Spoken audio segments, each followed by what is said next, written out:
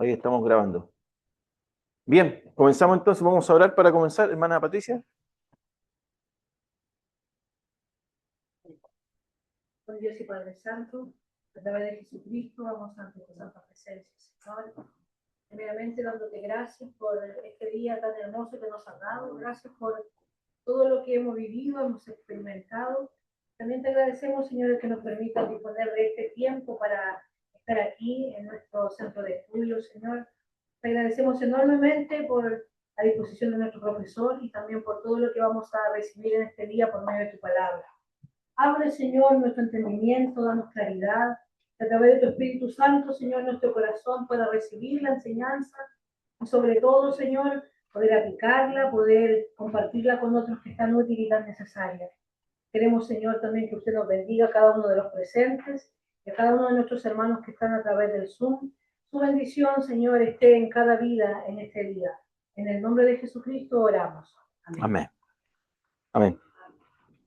Gracias, hermana. Bien, vamos a continuar, hermanos. Y quiero hacer un pequeño resumen, ¿cierto?, de lo que estamos viendo. Comenzamos con el capítulo 2 la semana pasada. Y que lo que estuvimos viendo allí, ¿cierto?, que Pablo había concluido con el capítulo 1, donde había hecho un diagnóstico del ser humano.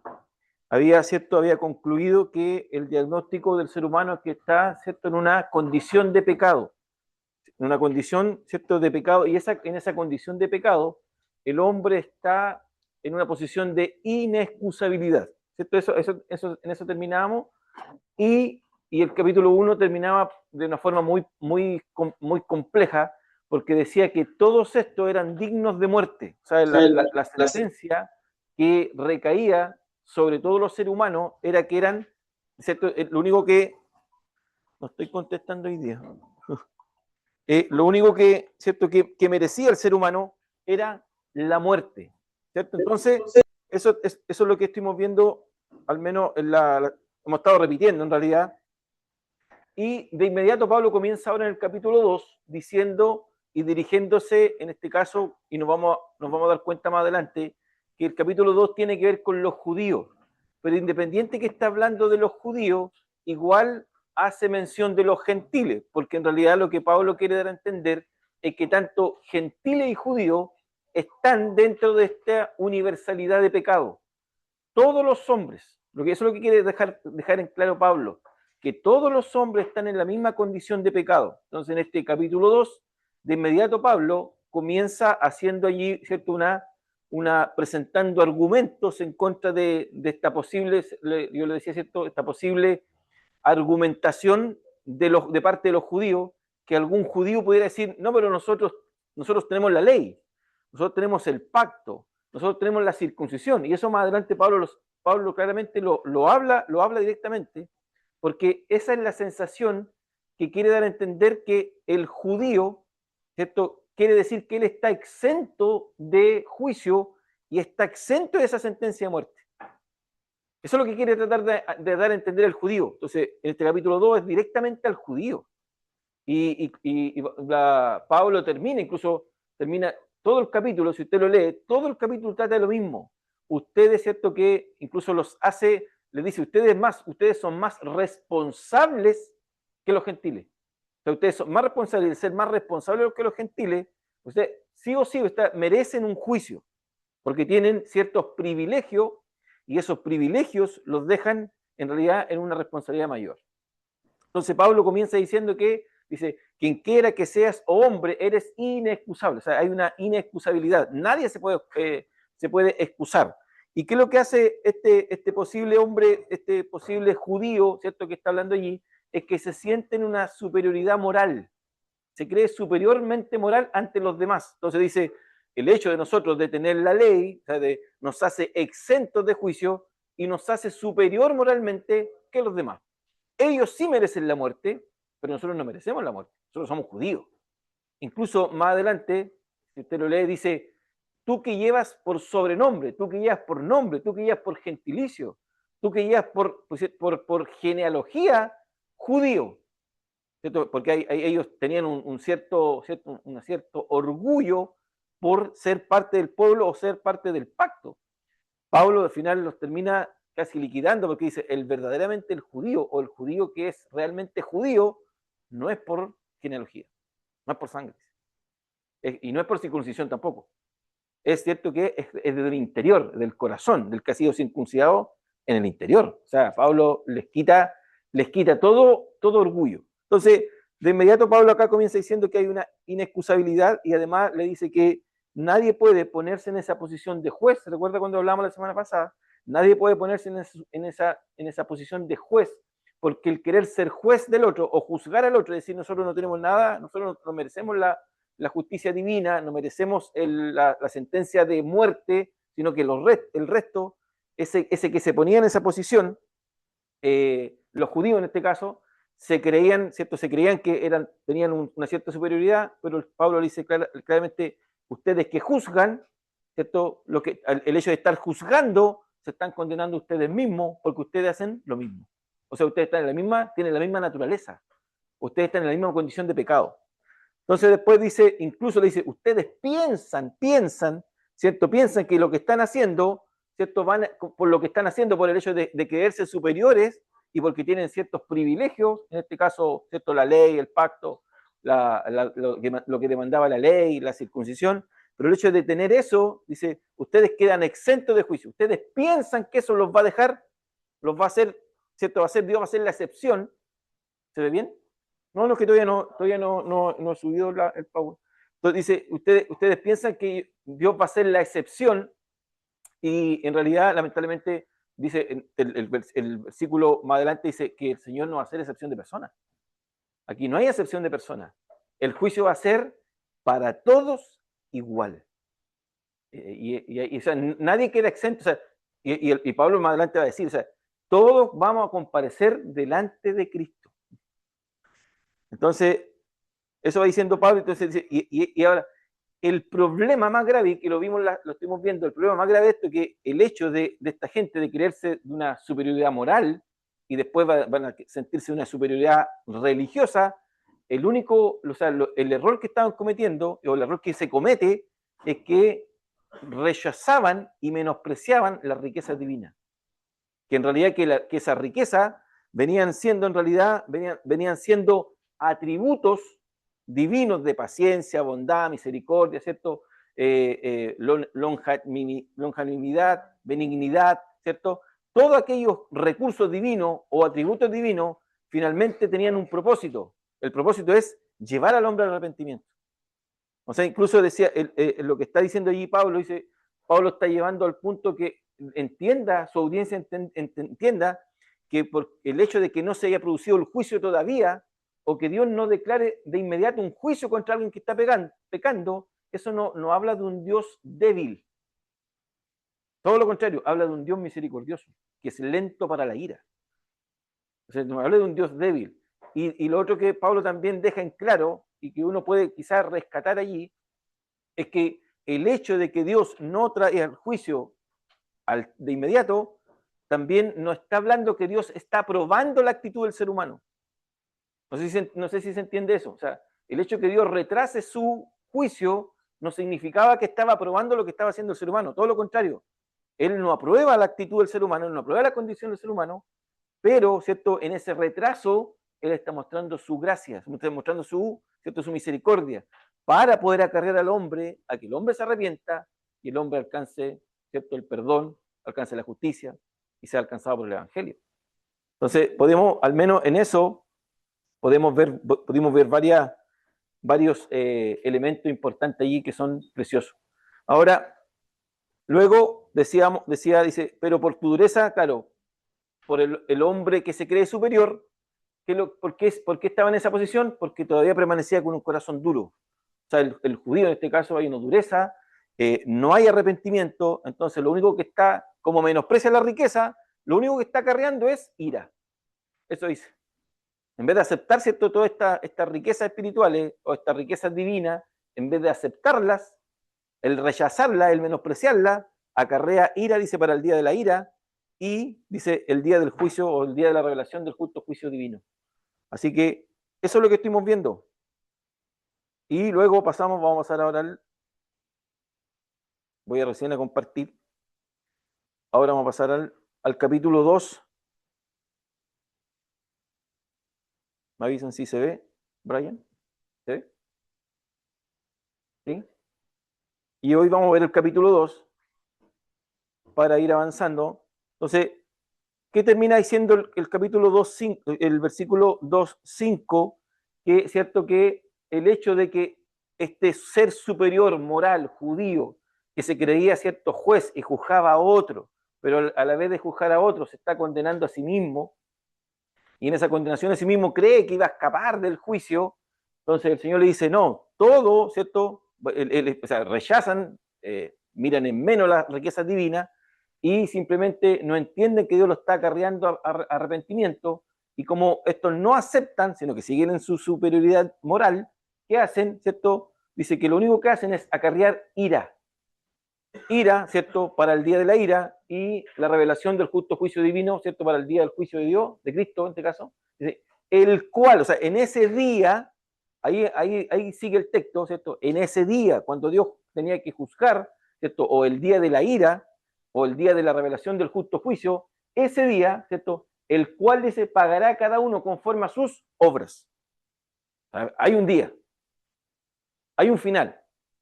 Entonces, no es que Dios, no es que Dios, ¿cierto?, no tenga, no es que Dios no va a aplicar el juicio, lo va a aplicar, ahí está diciendo, versículo 6, lo va a aplicar.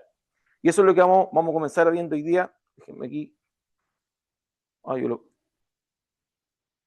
Entonces, eso lo vimos, ¿cierto? Entonces, ahora Pablo le estaba diciendo que iba a haber un juicio y que nadie iba a escapar de ese juicio. Ahora va a explicar Pablo cómo va a ser ese juicio. Ese juicio del gran día de la ira va a ocurrir. ¿Por qué? O sea, ¿por qué tiene que ver con este juicio? No nos soltemos del contexto. El contexto del capítulo 1 terminaba diciendo que todos teníamos que ser, ¿cierto? Dignos de muerte. La sentencia es esa, dignos de muerte. Pero Dios es tan, voy a usar la palabra que no quiero que suene cliché, Dios es tan real, es tan perfecto, es tan legal, la palabra, hay un cierto término legal. No va a ejecutar, ¿cierto?, ese juicio, o sea, no va a ejecutar, ¿cierto?, esa sentencia de inmediato si no hay primero un juicio. O sea, el hombre tiene que ir primero a juicio para luego dejar caer el martillo y decir, usted es digno de muerte. Entonces, primero hace el diagnóstico, declara la culpabilidad humana, declara la universalidad de pecado, declara que todos los hombres están en una condición de pecado y de una naturaleza de pecado, y que el hombre no lo deja, ¿cierto?, sino que lo rechaza a Dios, rechaza a Dios, rechaza a Dios. Entonces ahora dice, bueno, todos merecen la muerte, pero antes de entregarlos a la muerte, a la condenación, Dios va a hacer un juicio. Y en ese juicio, al final de ese juicio, ¿cierto?, pagará a cada uno según sus obras, dice Pablo. Y ahora Pablo va a explicar en estos versículos, al menos del 6 al 11, va a explicar cómo es este juicio. Y allí vemos, ¿cierto?, cómo va a ser el juicio. ¿Cierto? El versículo 6 habla de que el juicio va a ser para ambos grupos, ¿cierto?, judíos y gentiles. Ninguno de los dos grupos, ¿cierto?, está exento de este juicio. Luego dice que, y luego separan dos aguas, que en el juicio unos van a recibir vida eterna, van a recibir gloria, honra y paz, pero por el otro lado, ¿cierto?, por la otra vía, por la otra corriente, van a recibir, ¿cierto?, sobre los malos, los que hacen las malas obras, van a recibir, ¿cierto?, ira eterna. Ira, angustia, tribulación.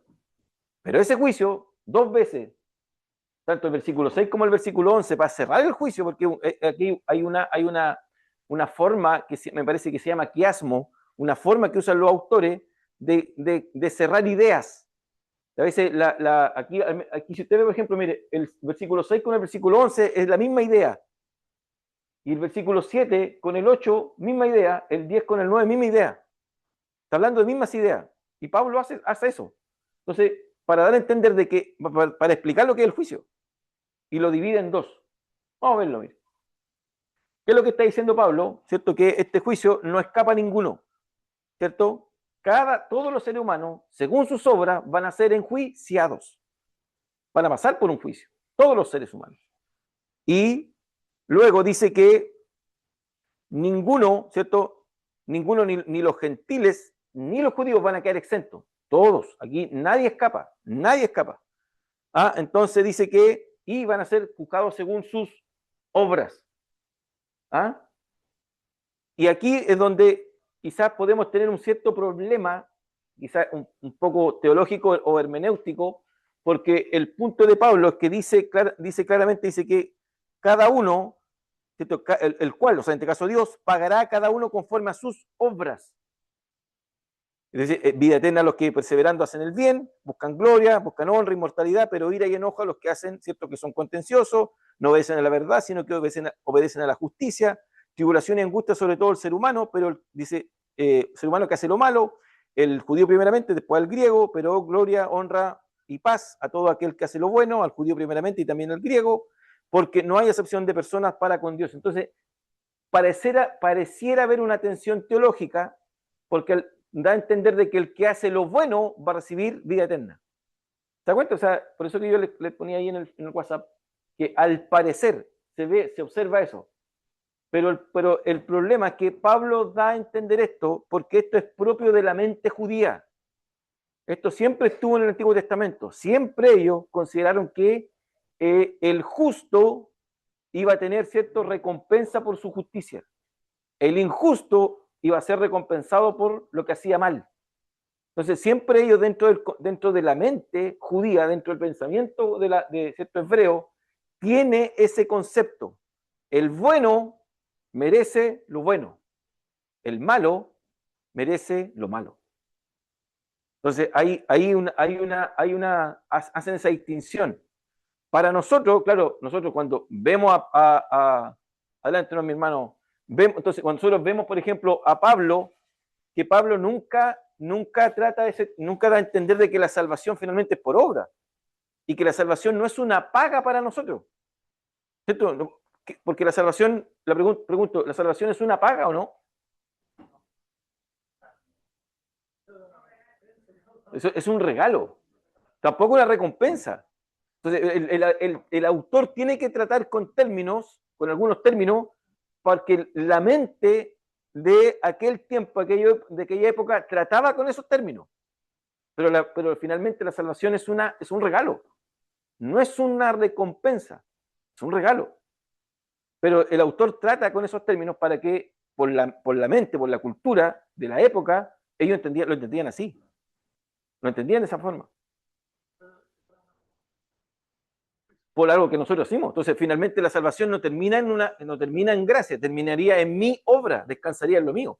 Pero veamos, por ejemplo, veamos el pensamiento griego, o sea, veamos el pensamiento judío, porque miren, si nosotros nos damos cuenta, al menos dentro del Nuevo Testamento, solamente 3 textos, pero voy a tomar más del Antiguo Testamento. Pero, miren, en el Nuevo Testamento dice, porque el Hijo del Hombre, ahí en Mateo 16, porque el Hijo del Hombre vendrá en gloria de su Padre, con sus ángeles, y entonces pagará. ¿Se da cuenta de la palabra? Pagará. Pagará a cada uno según sus obras. En 2 Corintios 11 dice, así que no es extraño si también sus ministros se disfrazan como ministros de justicia, cuyo fin será conforme a sus obras. 2 Timoteo 4 dice, Alejandro, el calderero dice, me ha causado muchos males. El Señor le pague conforme, ¿cierto?, a sus hechos. Está dentro del pensamiento, incluso todavía en el concepto griego, todavía está instalado este tema de la recompensa. Por eso es que Pablo habla de una corona me espera una corona de justicia, cuando se está despidiendo de Timoteo, me espera una corona de justicia. Y yo corro, ¿cierto? Pongo mi cuerpo y me golpeo mi cuerpo, ¿cierto? Lo pone al servicio del que va corriendo para pasar la meta y ganar una corona. Ganar una corona. Entonces, la gente toma estos textos y los disfraza, todavía entendiendo el concepto de que el tiempo, y dice, no, hermano, hay que esforzarse. Dice, mira, y quiero ganarme esa corona. Claro, pero Pablo tiene que usar el elemento de la época para poder transmitir la enseñanza. Y él mismo dice, bueno, la corona que reciben los corredores es una corona que se marchita. ¿Sí? Nosotros recibimos una corona inmarcesible, una corona, ¿cierto?, que es incorruptible. Ahora, el punto, claro, la idea de la corona era una guirnalda de pino, en aquel tiempo, no sé, de alerce, que se entregaba, ¿cierto?, a los corredores y se les colocaba o se les colgaba de laurel. pero Pablo está apuntando que no es una corona que vamos a recibir, sino que Pablo está, ¿cierto?, colocándole el ropaje de que realmente es la vida eterna, pero la estaba usando un elemento de triunfo, un elemento de ganar una corona.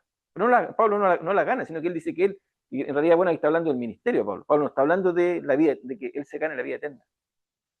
Pero veamos, mira, el pensamiento. En Job dice, porque él pagará al hombre según su obra. Pensamiento hebreo. En Salmo 62 dice, tuya es, oh Señor, la misericordia, pues tú pagas al hombre conforme a sus obras. O sea, al parecer va a entender que la salvación es por obra. ¿Cierto? Si cualquiera podría apelar a esto y decir, no, hermano, si dice ahí, hay que portarse bien, hay que ser bien para ganar, ¿cierto? Para poder recibir bien. Jeremías 17, yo Yahvé escudriño la mente, que pruebo el corazón para que cada uno sea según su camino, según el fruto de sus obras. Proverbios 24, si dice ciertamente no lo supimos, no lo entenderá el que pesa los corazones, él dará al hombre según sus obras. Salmo 28, dales conforme a su obra, un reclamo, el reclamo medio imprecatorio del Salmo, dales conforme a su obra y conforme a la perversidad de sus hechos, dales su merecido conforme a la obra de sus manos. Medio vengativo. Jeremías 32, porque tus ojos están abiertos sobre todos los caminos de los hijos de los hombres, para dar a cada uno según sus caminos, según el fruto de sus obras. Entonces, hay porque ahí coloqué varios textos, porque está dentro del concepto, ¿cierto?, dentro de la mente hebrea y dentro del pensamiento todavía de la época de Pablo, que ¿cierto?, todos recibirán según lo que hayan hecho. Pero vamos a dilucidar esto, porque, a ver, entonces la salvación es por obra, ¿no, Efraín? ¿Cierto? La pregunta. Pero Isaías 3 también dice lo mismo, decida al justo que le irá bien porque comerá del fruto de sus manos, ay del impío mal le irá, porque según las obras de sus manos le será pagado.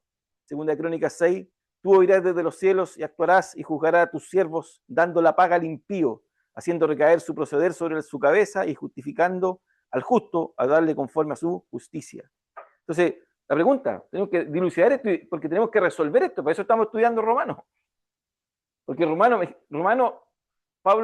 Pablo siempre está hablando de que el hombre, la única justicia que el hombre puede tener es la justicia que ofrece Jesús. Pero ¿por qué Pablo acá nos está diciendo que cada uno, ¿cierto? El Señor pagará a cada uno según lo que haya hecho?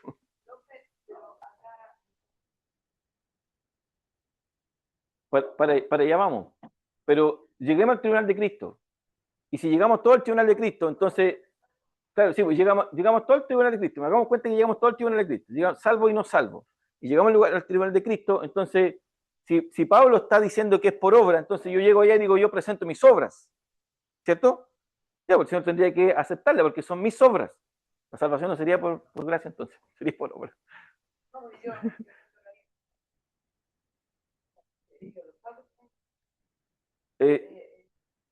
Sí, bien. Sí, exactamente. Pero dilucidamos la. Porque la palabra igual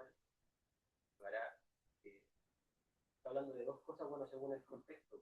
Igual como varios versículos, Mateo hablaba claro, de un juicio, claro. Esa palabra pagará de castigo, sí.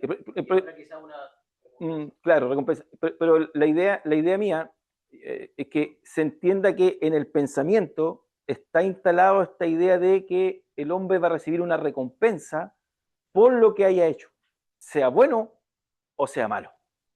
Y Pablo está en la posición donde dice, ni judíos ni gentiles están exentos de este juicio, y todos van a tener que llegar a este juicio, según lo que haya hecho cada uno. Entonces, porque el judío, se recuerda, el judío se sentía moralmente superior, entonces nosotros estamos exentos. Ellos están en la condición de pecado, ellos merecen el juicio. Y Pablo dice, no, todos van a juicio. Y este juicio es equitativo, todos van a juicio. Y Pablo de inmediato hace la diferencia. Los buenos, vida eterna. Los malos, muerte eterna. Y no hay acepción de personas. Entonces, la pregunta es, ¿se está refiriendo Pablo que la salvación es por obrar bien? ¿O a la vez se está refiriendo Pablo que la condenación es por obrar mal? a lo mejor el tema del reino o de la costumbre hebrea tiene que ver también, por ejemplo, con las leyes como la del ojo rojo, sí. que mataba a uno, La venganza. Está Está en su ADN, está en su pensamiento. Entonces, por eso nosotros tenemos que tratar de interactuar con el contexto y el pensamiento. Porque si no, nosotros lo vemos de inmediato desde nuestra cosmovisión y claro, y le quitamos todo el peso del contexto. Y ahí está la riqueza. Entonces, el texto, claro, el texto dice, Dios pagará a cada uno según sus obras. Lo está diciendo Pablo, no podemos negarlo. Dios pagará. Entonces, y dice claramente, a uno vida eterna, a otro ira, enojo, ¿cierto? Tribulación, angustia. Ahora, si la respuesta es que es por obra, estaríamos negando la teología de Pablo. Porque el mismo Pablo, ¿cierto? Dice claramente en Efesios 2, dice que la salvación es por gracia, ¿cierto? Y absolutamente bajo ningún concepto de obra, para que ningún hombre, ¿cierto?, se pueda gloriar y decir, yo esto me lo gané, yo tengo mérito en esto. O sea, para que nadie se gloríe, dice Pablo, por obra, o sea, perdón, por fe, solamente por la fe. Entonces, solamente, y por la gracia que Dios, ¿cierto? Por la gracia que Dios concede, da, regala, ¿cierto? No que la merezca. Nadie se merece la salvación. Eso vamos a tener que en algún minuto cuando veamos, ¿cierto? Vimos la condición del hombre. Nadie merece la salvación. ¿Qué es lo que merece el hombre? La muerte. Entonces lo dice Pablo, ¿cierto? Terminando Romano 1. El hombre merece la muerte. Todos ellos son dignos de muerte. O sea, incluso le da una calidad de dignidad. Esto es lo que dignamente lo que merece, nada más. O sea, merecemos la muerte. Entonces la salvación es un tema de gracia, es un tema de algo que no merecimos. No lo merecimos. No nos merecemos la salvación. Entonces, ¿a qué se está refiriendo Pablo? A la salvación no. No se está refiriendo a la salvación en sí, se está refiriendo a un juicio final, o sea, al momento cuando nos presentemos delante del trono, cuando cada ser humano tiene que presentarse delante de él, delante de Cristo. Entonces, a eso se está refiriendo y que tenemos que rendir cuenta de todo lo que hicimos.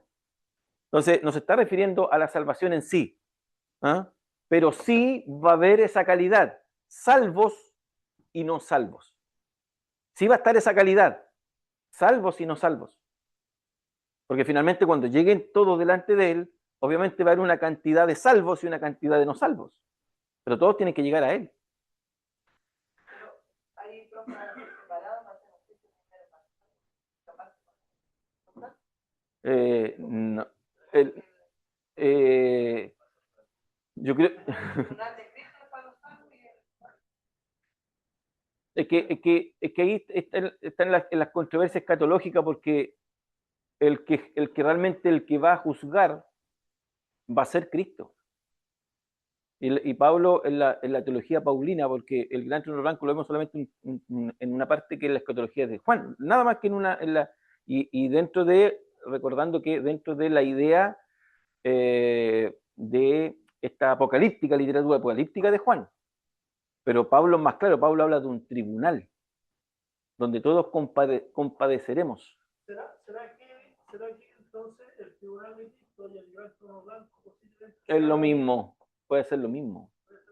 Puede ser lo mismo. ¿Qué pasó cuando uno ve la patología del arrebatamiento y la venida? Hace una separación. La separación la hace una escatología, o sea, una óptica escatológica hace la separación, porque primero incluso separa varios juicios. Hay un juicio primero para la iglesia, después hay un juicio para los que salen de la tribulación, después hay un juicio al final del milenio y después ven un trono blanco. Pero eso es una escatología, es una óptica escatológica. Entonces, pero qué vemos aquí? En este juicio al que Pablo se está refiriendo es que incluso hace una división, independiente que no está hablando de la salvación, pero vais salvos. Porque está diciendo a los buenos, a los que hicieron bien, ¿cierto? Salvación, vida eterna, gloria, honra, paz. A los malos, ¿cierto? A los inconversos, tribulación, ira, ¿cierto? Enojo, muerte eterna. Entonces, Pablo está mirando, ¿cierto? El final, al final, cuando todos los seres humanos nos presentemos delante de él y estemos delante de él y tengamos que rendir cuenta delante de él. Y ese delante de él es Cristo, ¿cierto? Es el Hijo, a quien se le dio todo dominio, ¿cierto? Todo, él mismo lo dice, o sea, ¿cierto? Se me ha dado toda potestad, todo dominio, ¿cierto? En el cielo, en la tierra y debajo de la tierra. O sea, se le dio todo el reino, se le entregó a él. Daniel 7 y Daniel 2 está hablando de lo mismo cuando habla, dice que se le entrega un reino, esta roca del capítulo 2, este hijo de hombre del capítulo 7, y este anciano de día entregándole un reino eterno, ¿cierto? Un reino que no tiene fin, un reino distinto a los hombres. Entonces, él tiene todo, y reino tiene es tener todo el dominio, tener toda la autoridad. Es que, claro, entonces, que en resumen, para que podamos entender esto, no es salvación, pero ¿qué es lo que se ve? Que lo que está hablando Pablo, ¿cierto? Que está escribiendo que las consecuencias de los salvos, o sea, las consecuencias de lo que se va a recibir en ese juicio. A eso Pablo está refiriéndose. Las consecuencias, está apuntando a consecuencias. Los salvos van a recibir vida eterna. Pero esa vida eterna no es por mérito del salvo, sino que va a ser por mérito de Cristo. No por la obra del salvo, sino por la obra de Cristo. En cambio, el inconverso va a acarrear la justa ira y el justo juicio de Dios por su mala obra. Claro, por sus obras. Son sus obras las que van a pesar. ¿Se recuerdan que incluso en el capítulo 2, versículo 3, me parece, cuando dice que según verdad, Dios juzgará según verdad, o sea, va a ser su verdad, la verdad, la perfecta verdad. Entonces, y ahí dice, ¿cierto? Los salvos, vida eterna, gloria, honra, o sea, una gracia suficiente para vivir eternamente en su reino eterno, el salvo va a ser glorificado, va a tener un valor, ¿cierto? Honroso, va a vivir en una plenitud, va a vivir en un estado eterno, en un cielo nuevo y una tierra nueva. Mientras que el inconverso va a recibir ira, enojo, va a estar, ¿cierto? Bajo el furor, el ardor, la aflicción, ¿cierto? Va a estar en el infierno. Eso está apuntando a las consecuencias, eso está apuntando Pablo, a las consecuencias según los hechos de cada uno. ¿Por qué? Gentiles y judíos tienen que pasar por el juicio. Pero en aquel juicio ya Pablo está definiendo, van a haber salvos. Pero esos salvos no van a ser por sus obras, sino que van a ser por las obras, ¿cierto? Por las obras la obra de Cristo. O sea, mis obras, ahí es donde tenemos que irnos despojando, que nuestras obras son las obras que, ¿cierto? Son el resultado de la misma salvación. Cuando Santiago y Pablo no están en ninguna contradicción cuando Santiago dice, bueno, muéstrame tu fe, pero también muéstrame tus obras. Claro, porque el Santiago está hablando, dice, ya, te dicen, ya tú eres salvo, entonces demuestra la justicia que hay en ti, demuestra la gracia que hay en ti, vive según la gracia que operó en ti. Entonces eso tendría que evidenciar de que tú tienes fe, pero no es por obra. Pablo está hablando, y Pablo está hablando en el minuto cero, ¿cierto? En el segundo cero del hombre, para poder ser salvo, no necesita ninguna obra, sino la obra de Cristo. Pero del minuto 0,1 que fue salvo, la misma obra que operó, ¿cierto? La misma gracia que operó, lo impulsa a hacer obras. Pero esas obras son la obra, ¿cierto?, que corresponden a la misma salvación. Pero aquí cuando él dice obra, será que también irá acompañado cuando Pablo le dice a Timoteo que él tiene una fe no fingida, por motivo de que esa fe en él actúa una obra de salvo, una cosa así. Es que, claro, Se que Santiago está diciendo, claro, tiene que tener una fe verdadera en la cual trae obra. Sí, no recuerdo el tema de Timoteo, pero yo creo que sí, porque tiene que ver todo salvo, la obra que hace cada salvo es la evidencia que es salvo. Pero esas obras no, ¿cierto?, no suman recompensa tampoco. Solo es una coherencia. Es la coherencia, es el resultado es la consecuencia de. Porque Pablo aquí lo dice, Pablo incluso lo dice, por eso tengo el Efesios capítulo 2, incluso Pablo está hablando de la salvación, la forma como opera la salvación y el resultado de la misma salvación, y dice que porque somos hechura suya, creados en Cristo Jesús para buenas obras. Integral el crecimiento Claro, cristiano. Parte de, Tenemos que hacer integralmente. Viene la salvación, viene la cajita feliz. La cajita feliz viene completa, no le falta nada. Entonces dice, creados en Cristo Jesús para buenas obras, dice, las cuales Dios preparó de antemano para que anduviésemos en ellos. O sea, si esto no está ajustado a un plan perfecto, dígame si no es así, porque hay una ejecutación perfecta. O sea, antes de Porque Efesios 1 dice que antes, o sea, el Señor, Pablo nos lleva a la eternidad, nos lleva, ¿cierto?, a pasearnos antes de que todo fuese creado, ya antes de Dios tenía todo esto preparado. Y eso no tiene que ver con un determinismo para que, ¿no es cierto? No tiene que ver con, no, tiene que ver con, ¿cierto?, que el Señor ya sabía, conocía y entendía, y Él, ¿cierto?, ya previó todo para que los salvos anduvieran en esas obras que Él había preparado de antemano para que anduviésemos en ellas, porque son obras perfectas. Entonces, cuando nosotros hacemos lo que hacemos, bendito sea Cristo porque lo hacemos. Nada más, o sea, bendito sea Cristo porque lo hacemos. O sea, si yo busco mi propia gloria, mi propia honra, mi propia, ¿cierto?, mi propia ganancia, no soy salvo. En cambio, si descansamos en la obra perfecta y entendemos que lo que hacemos lo hacemos porque la misma gracia que está operando, sigue impulsándonos. Y Pablo en Filipenses, me parece en Filipenses 2, cuando dice y todo lo que ¿cierto? Todo lo que, ¿cierto? Tanto el querer como el hacer procede de Dios, dice. Procede de Él, o sea, procede del mismo. Entonces, la obra, ¿cierto? Incluso las obras que glorifican, las obras glorifican a quien las dispuso, en este caso a Dios, y no al que la opera. Nosotros somos operarios, no.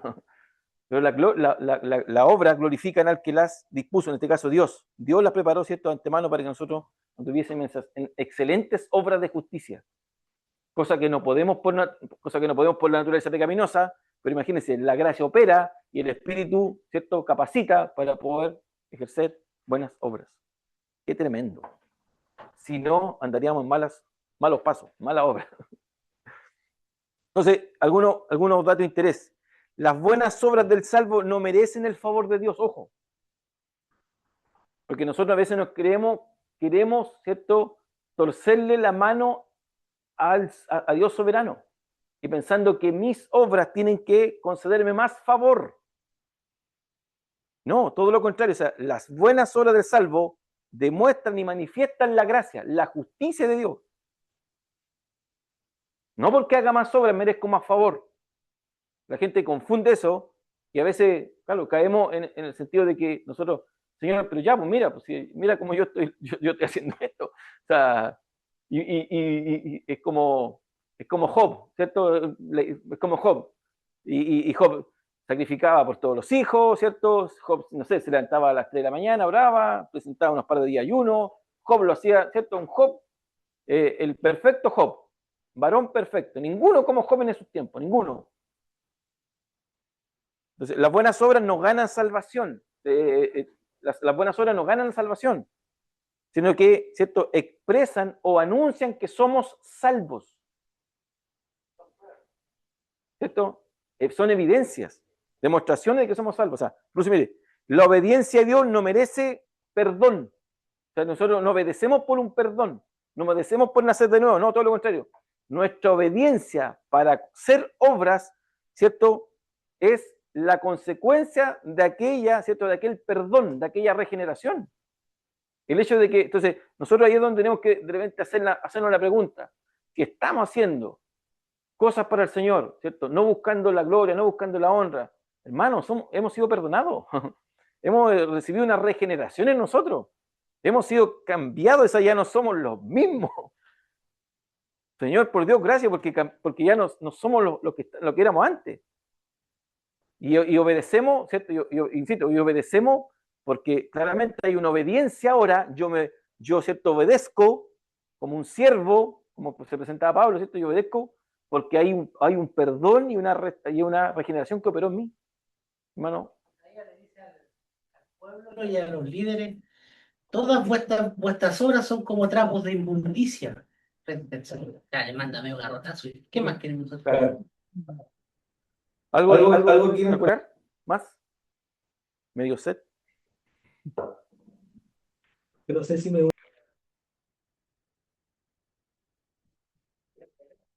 ¿Se va entendiendo?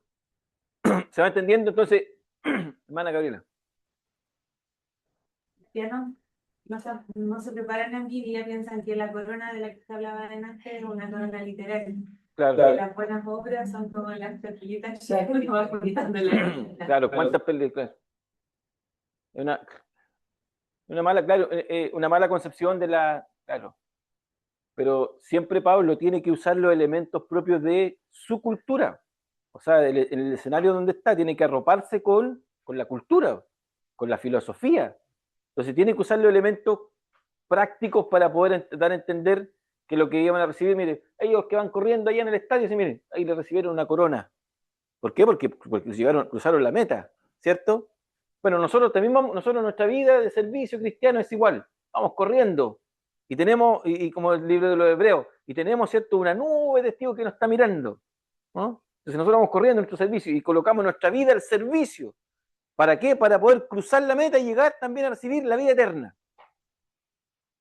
Es una vida de servicio, Pablo está hablando de una vida de servicio, de entrega, de disposición. El así como así como ellos corren, así nosotros corrimos, ¿cierto? Decía Pablo. Entonces, ¿qué es lo que está diciendo Pablo? Judíos y gentiles van a tener que ir a juicio. Y en ese juicio, cuando lleguemos, los judíos, perdón, ¿cierto? Todos los judíos gentiles recibirán las consecuencias de lo que han hecho. Las consecuencias de lo que han hecho, ¿cierto?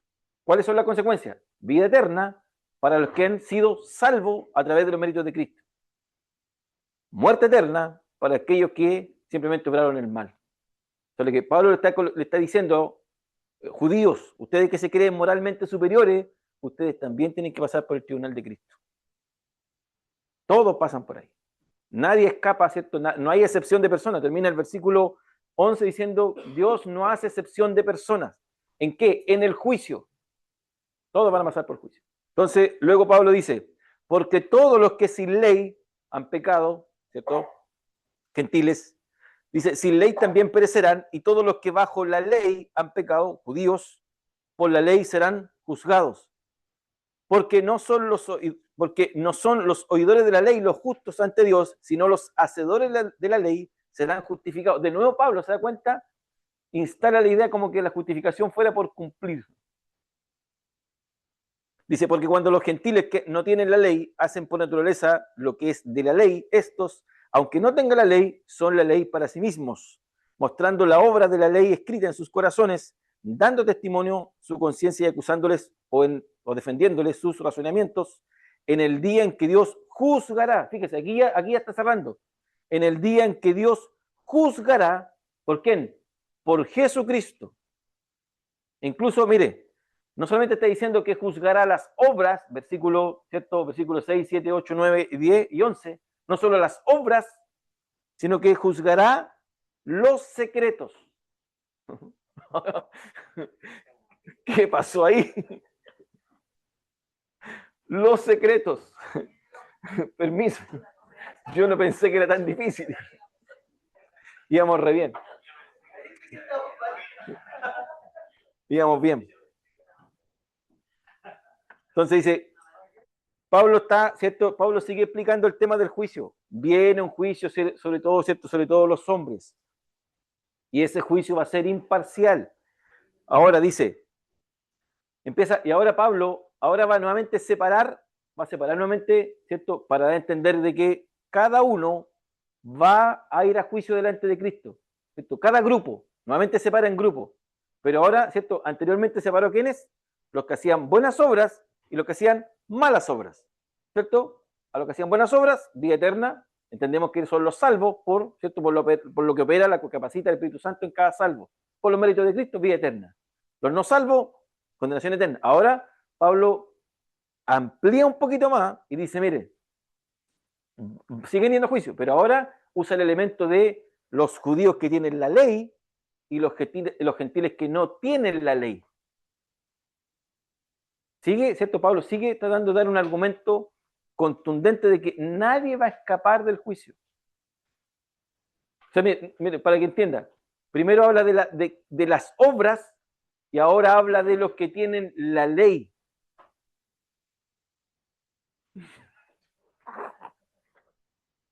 Lo que está cerrando, o sea, Pablo está colocando el cerco para que nadie diga, no, yo estoy exento, pero dice, buenas, ¿quién no obra? Todos obran, sea para bien o sea para mal. Listo, lo cerró a todos. Ahora, con ley, judíos, sin ley, todos los demás. Inexcusable, dice, oh hombre, quien quiera que tú seas, dice. inexcusable, todos los hombres. Entonces, ¿qué es lo que dice? Porque todos los que sin ley han pecado, sin ley, también por ser sin ley, serán juzgados. Dice, y todos los que bajo la ley han pecado, por la ley serán también juzgados. Ambos grupos. ¿Cuáles son los grupos? Pablo está dividiendo, ¿cierto?, los que son sin ley, en este caso gentiles, y con ley, en este caso judíos. Ahora la pregunta es de inmediato para que podamos entender a qué ley se está refiriendo. En este caso se está refiriendo a la ley de Moisés, a la ley de los mandamientos. Pablo, ¿cierto?, el Señor le entregó una ley a un pueblo, a un solo pueblo, no a los demás pueblos, a un solo pueblo, que lo usó como medio, ¿cierto?, como medio, ¿cierto?, en la cual él se autorreveló, él, ¿cierto?, ejecutó un pacto, él colocó una señal de ese pacto y le colocó promesa, además, ¿cierto?, y bendiciones a un solo pueblo. Pero a los demás pueblos no le colocó la ley, no le impuso ley, no lo llamó un Sinaí, a un solo pueblo. Entonces, el primer grupo, ¿cierto? El primer grupo de que habla Pablo dice, pecaron sin ley. ¿Cierto? En este caso, gentiles, que nunca tuvieron los mandamientos, que nunca, ¿cierto?, pasaron por el Sinaí, nunca tuvieron los mandamientos de Dios, nunca tuvieron, ¿cierto?, la directrices. Dice, esto no van a escapar del juicio tampoco. ¿Ah? Porque no tienen ley. Entonces, como dice, a ver, pero es como decir, mire, es que sabe que esta persona nació en una isla remota. Alguien lo fue a tirar ahí, ¿cierto? Chiquitito, llegó con sus papás, murieron los papás y quedó chiquitito, ¿cierto? Y por ahí, no sé, y se crió, vivió. Nunca pasó, ¿cierto?, una página de la escritura, nunca supo que había, ¿cierto?, existía una ley divina, nunca supo. Entonces nosotros podíamos decir, nosotros, actuando nosotros, porque nosotros somos más justos que Dios. Señor, pero es que mira, él nunca, ¿cierto? Él nunca escuchó de la palabra. Él no supo, nunca supo, ¿cierto? Nunca vio una cruz, ¿cierto? Nunca vio la película La Pasión de Cristo. Él no, ¿sí o no? Nada. No celebró Semana Santa, nada. Entonces nosotros moralmente superiores de Dios. Señor, mira, él merece la salvación porque él no tiene idea, él es ignorante. Pablo está diciendo aquí que no. Nadie, incluso declarándose ignorante, esto va a quedar exento del juicio. Todos, claro, el elemento. Cuando llegó, antes que llegara el cristianismo a América, según la historia, antes que llegara Colón y todas las cosas, igual la gente no había escuchado nunca de la cruz ni nada, pero adoraba algo igual. Siempre adoraban al sol, el ser humano siempre busca algo que adorar. El hombre es un ser religioso. El otro día lo conversamos, ¿se recuerda? El hombre intrínsecamente, hay ¿cómo se llama? El argumento antropológico. Hay una... Sí, hay en sí, en el hombre, en el hombre necesita adorar algo. Necesita, entonces tiene intrínsecamente, es religioso por naturaleza. Hermano Saúl. Sumado a lo que acaba de decir, yo creo que también Dios dejó como una ley natural, en el sentido de que, claro, está escrita en todos los corazones de todos los seres humanos, independientemente de la cultura que pueda venir, y lo podemos encontrar inclusive en los rasgos distintos de todas las culturas. Siempre, por ejemplo, matar está mal, siempre robar está mal, y así con un montón de valores que nosotros lo podemos conocer como la ley natural. Sí. Por eso también se puede relacionar con que nadie se va a salvar del juicio, Sí. a pesar de que conozca la ley o no. Exactamente. Bien, así es. Tu poder y deidad y los hombres no Lo repetimos mucho rato. ¿Se da cuenta? ¿Por qué fui tan incisivo? Porque, claro, porque Dios nos dejó incluso un medio para demostrar su atributo, su poder, su eterna deidad, su eterna misericordia. Bien, hagamos un break. ¿Qué hora tenemos? Demen dijo. Entonces, ¿qué dice? Los sin ley, ¿cierto?, no van a escapar porque, ¿cierto?, sin ley van a ser juzgados igual, independiente que haya ley o no. Ahora tenemos calor. Vamos a tener que abrir la puerta. Entonces dice Pablo, dice, los sin ley no tuvieron la ley de Moisés, para que nosotros entendamos. Los sin ley, cuando Pablo se está refiriendo a los sin ley, no tuvieron la ley de Moisés, o no han tenido la ley de Moisés. Entonces dice, no tuvieron los mandamientos, que es cierto que Dios les dio, ¿cierto?, solamente al pueblo de Israel. Entonces, esas personas de igual forma van a perecer, van a ser arruinadas en el juicio. ¿Ah? Pero ¿y cómo van a ser juzgadas? Porque dice van a ser juzgadas sin ley. Entonces, lo que dice nuestra hermana Patricia, su eterno poder y su eterna deidad fueron manifiestas a través de esta ley natural o de esta revelación general. Ellos tienen una, ¿cierto? Esa ley, ¿cierto? Que fue creada. O sea, alguien creó todo esto. Alguien creó todo esto. Y como decía nuestro hermano Saúl, independiente de que el hombre es un ser intrínsecamente, ¿cierto? Un ser antropológicamente, un ser que está conscientemente, es un ser religioso, o sea, está dotado de religión interna, busca a quien adorar, ¿cierto? Incluso además entiende que hay algo que lo insta a hacer el bien. Y que si hace el bien, va a recibir una paga por hacer ese bien incluso. Sin la necesidad de sin haber pasado por la escritura, sin haber pasado por Pablo, sin haber pasado por los escritos hebreos. Sin oración de fe. Entonces, ¿cómo van a ser juzgados ellos? Van a ser juzgados, ¿cierto?, por ese conocimiento limitado, no por el conocimiento pleno. Y aquí no se puede empezar la cosa, porque los judíos tenían ley, y Pablo incluso le dice, ustedes tienen más mérito, en cierto modo, tuvieron más mérito, en cierto modo, en tener más privilegios. Ustedes conocían la ley, ustedes podían diferenciar entre el bien y el mal, ustedes podían, hacer un juicio de valor moral y espiritual, ustedes lo tenían todo, pero aún así, incluso estos seres morales y espirituales, seres morales y religiosos superiores, se creían con el derecho de estar exentos del juicio. Todo lo contrario, Pablo dice, ustedes son más merecedores de juicio, merecen más el juicio, o sea, un juicio más severo para ustedes. Entonces, estos sin ley, estos que no conocen los mandamientos, que no tienen ni idea de que existe Dios, ¿cierto?, dentro, por las páginas de la Escritura, estos sin ley, ¿cierto?, van a ser juzgados por ese conocimiento limitado. ¿Cuál es ese conocimiento limitado de Dios? Solamente, ¿cierto?, la revelación general de la naturaleza. ¿Cierto? La naturaleza, su eterno poder de deidad que se manifiesta a través de la naturaleza. Pero en base a ese conocimiento van a ser juzgados, no están libres de juicio. No tienen excusa, van a ser juzgados igual. En cuanto al segundo grupo, es más complicado. El segundo grupo, ¿cierto?, tienen la ley, tienen los mandamientos, tienen una señal que los diferenciaba de toda la demás cultura. Dios había hecho un compromiso fiel que permaneció fiel por más de 2000 años, permanece fiel, ¿cierto? Pero ellos, dice, conociendo la ley, ¿cierto? Y por la ley, por la misma ley, ¿cierto?, por la responsabilidad de tener la ley, por la responsabilidad de tener el conocimiento que la ley le entregó, van a ser juzgados por ese conocimiento. Más fuerte. Entonces, lo que Pablo está diciendo, judíos y gentiles, ambos grupos, con ley y sin ley, van a ser juzgados igual. No quedan exentos. Ustedes, judíos moralistas o judíos religiosos que se sienten superiores, ustedes van a ser juzgados igual. Entonces, ¿cuál es el punto de Pablo? Que los hombres, aunque tengan o no tengan ley, no nos hace exentos. Los gentiles, juzgados por su conocimiento limitado, ¿cierto?, ese conocimiento de la revelación general. Los judíos, juzgados por su conocimiento de la ley. Nadie escapa del juicio divino. Nadie. Nadie. Y vamos a cerrar con esto para que vamos al break. La ignorancia de la ley, o ser ignorante en la ley, cuando veíamos a este hombre que es cierto que quedó en la isla solito, la ignorancia de la ley no va a salvar o no va a justificar al gentil. Porque aunque los gentiles, ¿cierto?, carezcan de conocimiento respecto, en diferencia a los judíos, ese conocimiento de la ley, de la revelación natural, ese conocimiento de la creación, ese conocimiento de la eterna poder y deidad, ese conocimiento es suficiente para ser condenado.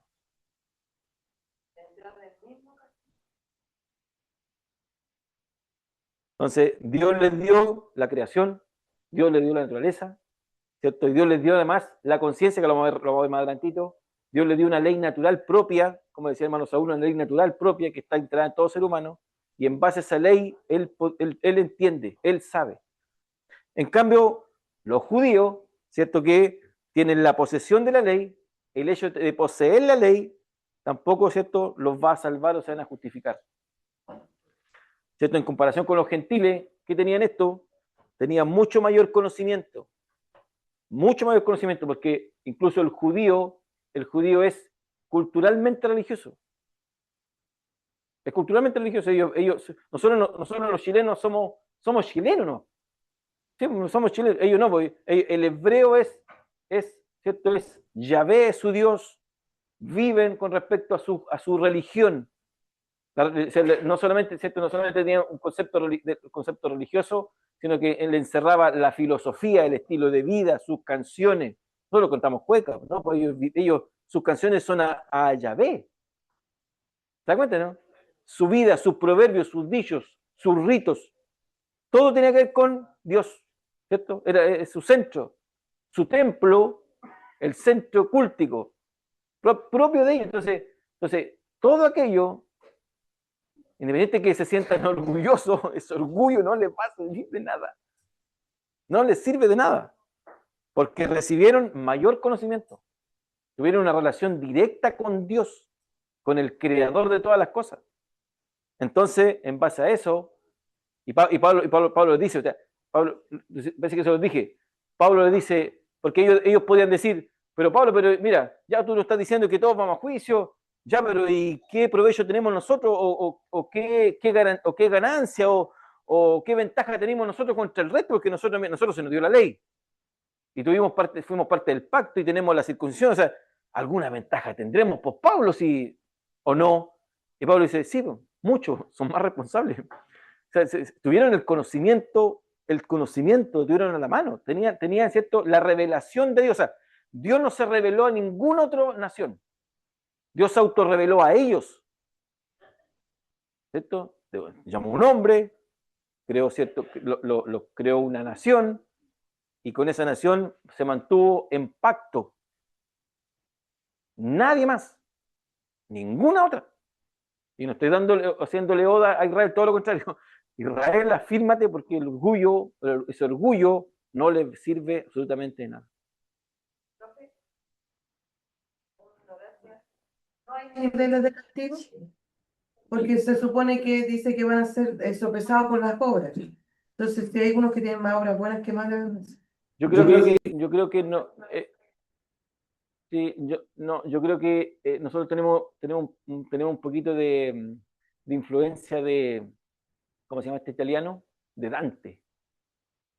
Como que se nos influyó un poco el concepto de los distintos niveles del infierno, y la escritura habla del Seol, ¿cierto? El Hades, el Tartarus. Entonces, como que se nos mezcla un poco la idea.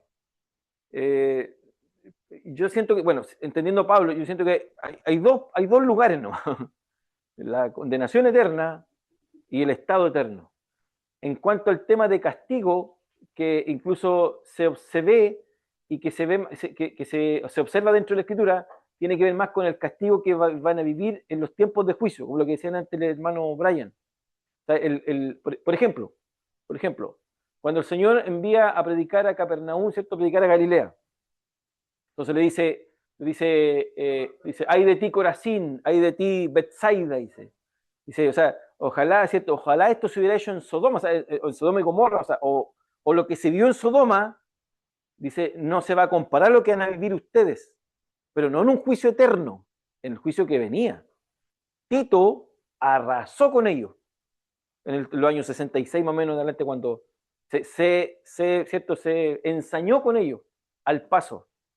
Y ese juicio el Señor lo da a entender de que, ¿por qué? Porque Sodoma no tuvo la oportunidad que tuvo Capernaum, ni Galilea, o sea, no tuvo la oportunidad. Sodoma no escuchó la voz, ¿cierto?, de parte de Cristo mismo.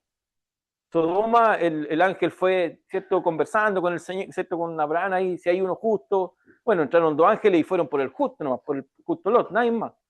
Pero acá en Capernaum fue predicado el evangelio a todos, a Galilea, a toda la provincia de Galilea, a todos. Entonces el Señor dice, ustedes son responsables porque ustedes, o sea, escucharon el evangelio directamente de la boca del evangelio, y por haber rechazado son responsables de un juicio severo. Y uno lo ve, casi una generación después, pasa Tito hijo de Vespasiano. Yo lo analizo más como una muerte más rápida y una muerte lenta.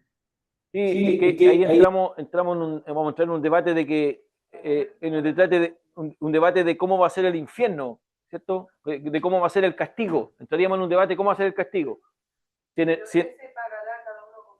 Ahora es más para los santos. ¿Cómo? Dice, pagará cada uno conforme a sus obras. Es más para los Sí, santos. mire, para que me entienda, el juicio finalmente tiene que ver con las consecuencias. ¿Se entienden? Eso es. No es que usted cuando llega ya va a decir, hermano Orlando, usted, no sé, usted hacía muchas más obras que el hermano David. Entonces usted va a recibir más vida eterna que el hermano David. No, la consecuencia de todas las obras va a ser lo mismo. El malo que robaba, que se hacía, no sé, que mentía, que engañaba, o el que violaba, o el que asesinaba, la consecuencia no es que va a recibir más condena eterna, va a recibir la misma condena eterna, condenación eterna. Lo dijimos delante. Cuando hablamos recompensa, galardón, pagará en la mente, estaba en la mente de ellos, tenían ¿cierto? El concepto de que Dios pagaba según lo que se hacía. Además que la recompensa que el cristiano recibe, en este caso, como se dice, la corona de justicia, el mismo salvo después la colocará a los pies del maestro, reconociendo que la salvación es de él, no es de él, y la obra es de él, no es de nosotros. Claro, Juan lo hace de forma simbólica, y nosotros nuestras coronas, sí. Sí, reconociendo que él es que, claro, el Cordero. Bien. ¿Algo más? ¿No hay problema, hermano, con la duda, hermana Susi? No se preocupe. Sí. Ninguna de nuestras obras es buena, bajo ningún punto de vista. Todo lo que hagamos es malo. Todos estamos inclinados al mal. La gran diferencia es que la... Espera, que se me arruga aquí. La gran diferencia. La gran diferencia es que Dios tiene uno solo que obró bien. Sí. Y en esa obra de él, nosotros somos salvos. El Señor mira a Cristo, el Señor mira a su Hijo. Él mira a su Hijo. Entonces, al mirar a su Hijo, ve la obra de su Hijo. Detrás de su Hijo estamos nosotros. O sea, él ve los méritos de él. O sea, ¿qué obra? No, si son el resultado de la misma salvación que operó en nosotros, son las obras. O sea, son las obras que va acarreando su Hijo. La salvación produce obras. ¿Cierto? Entonces, y ahí la pregunta es, si hay alguien que es salvo y que no hay obra, llamemos al hermano, llamemos a Santiago. Santiago, por favor, explícale que no es, que tiene que entender de que, claro, por favor, Santiago, que haga la explicación para que uno no sea tan pesado con el hermano. Pero bien. Si esta obra tiene que ser puesta en balanza, va a ser puesta la obra de Cristo. La obra de Cristo. La obra de Cristo, claro. Pero el tribunal que apunta a Pablo está diciendo, mire, todos los seres humanos van a juicio, merecen la muerte, todos. Pero ya Pablo está haciendo la diferencia, pero dice, pero todos cada uno recibirá una paga, ¿cierto? Dios pagará a cada uno según sus obras. Salvación, vida eterna, condenación eterna. Pero ya entendemos, ¿cierto?, que esa salvación no fue por obra, no fue por obra, no fue por nuestras obras. Exacto, el mérito del Salvador, no del salvo. Buenísimo. Amén.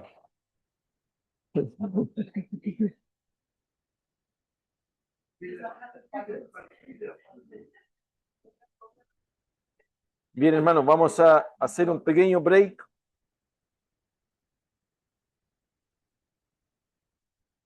Vamos a hacer un pequeño break. Y vamos a leer aquí unos mensajes que hay.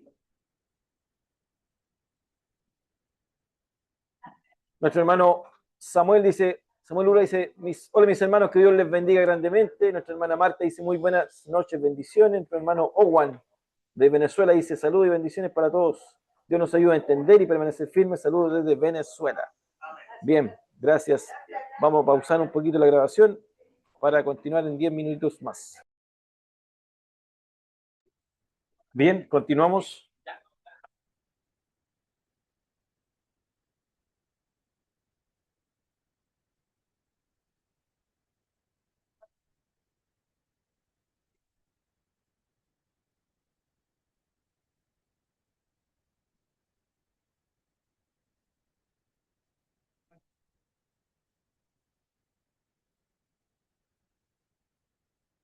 Nuestro hermano Rafael de Valdivia también envía saludos, hermanos. Dice, saludos para todos, bendiciones. Nuestro hermano Rafael de Valdivia, y nuestra pastora Milleray. Dice, buenas noches por acá, aprendiendo la palabra bendiciones. Igual la pastora Milleray. Bien.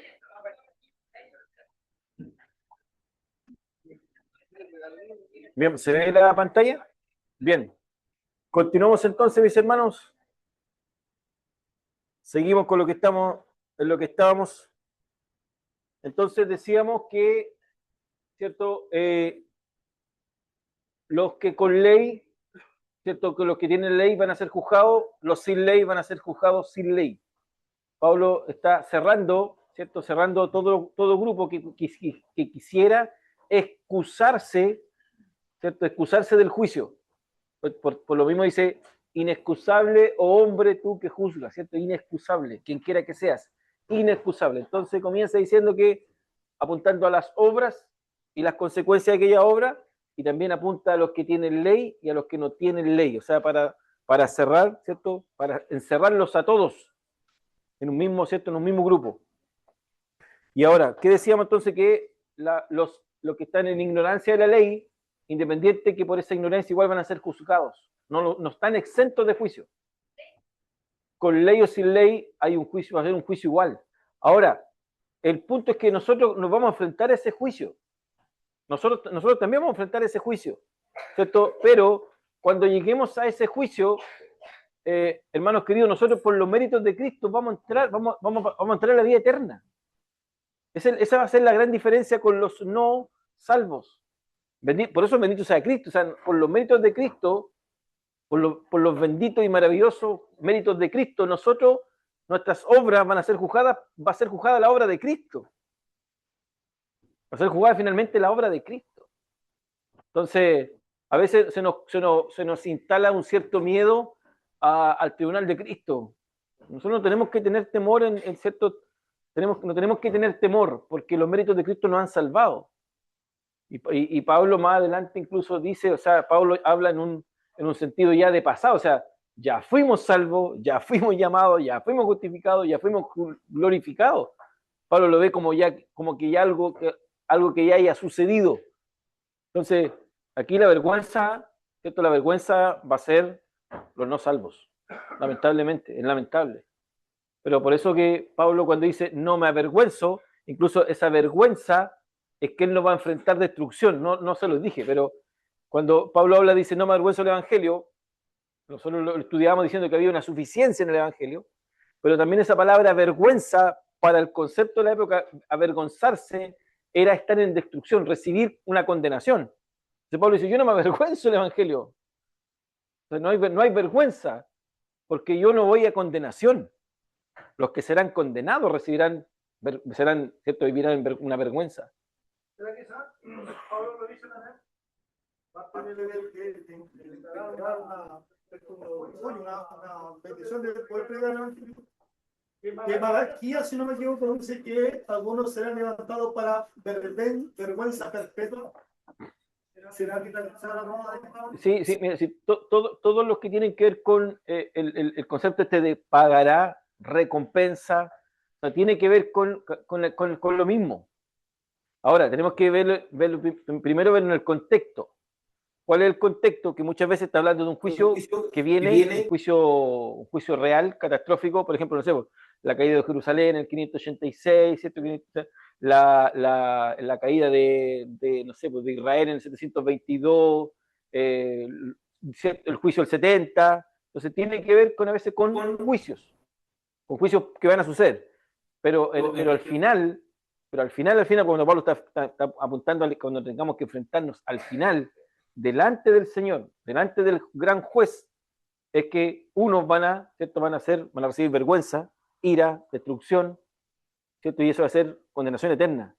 Mientras otros van a recibir salvación eterna.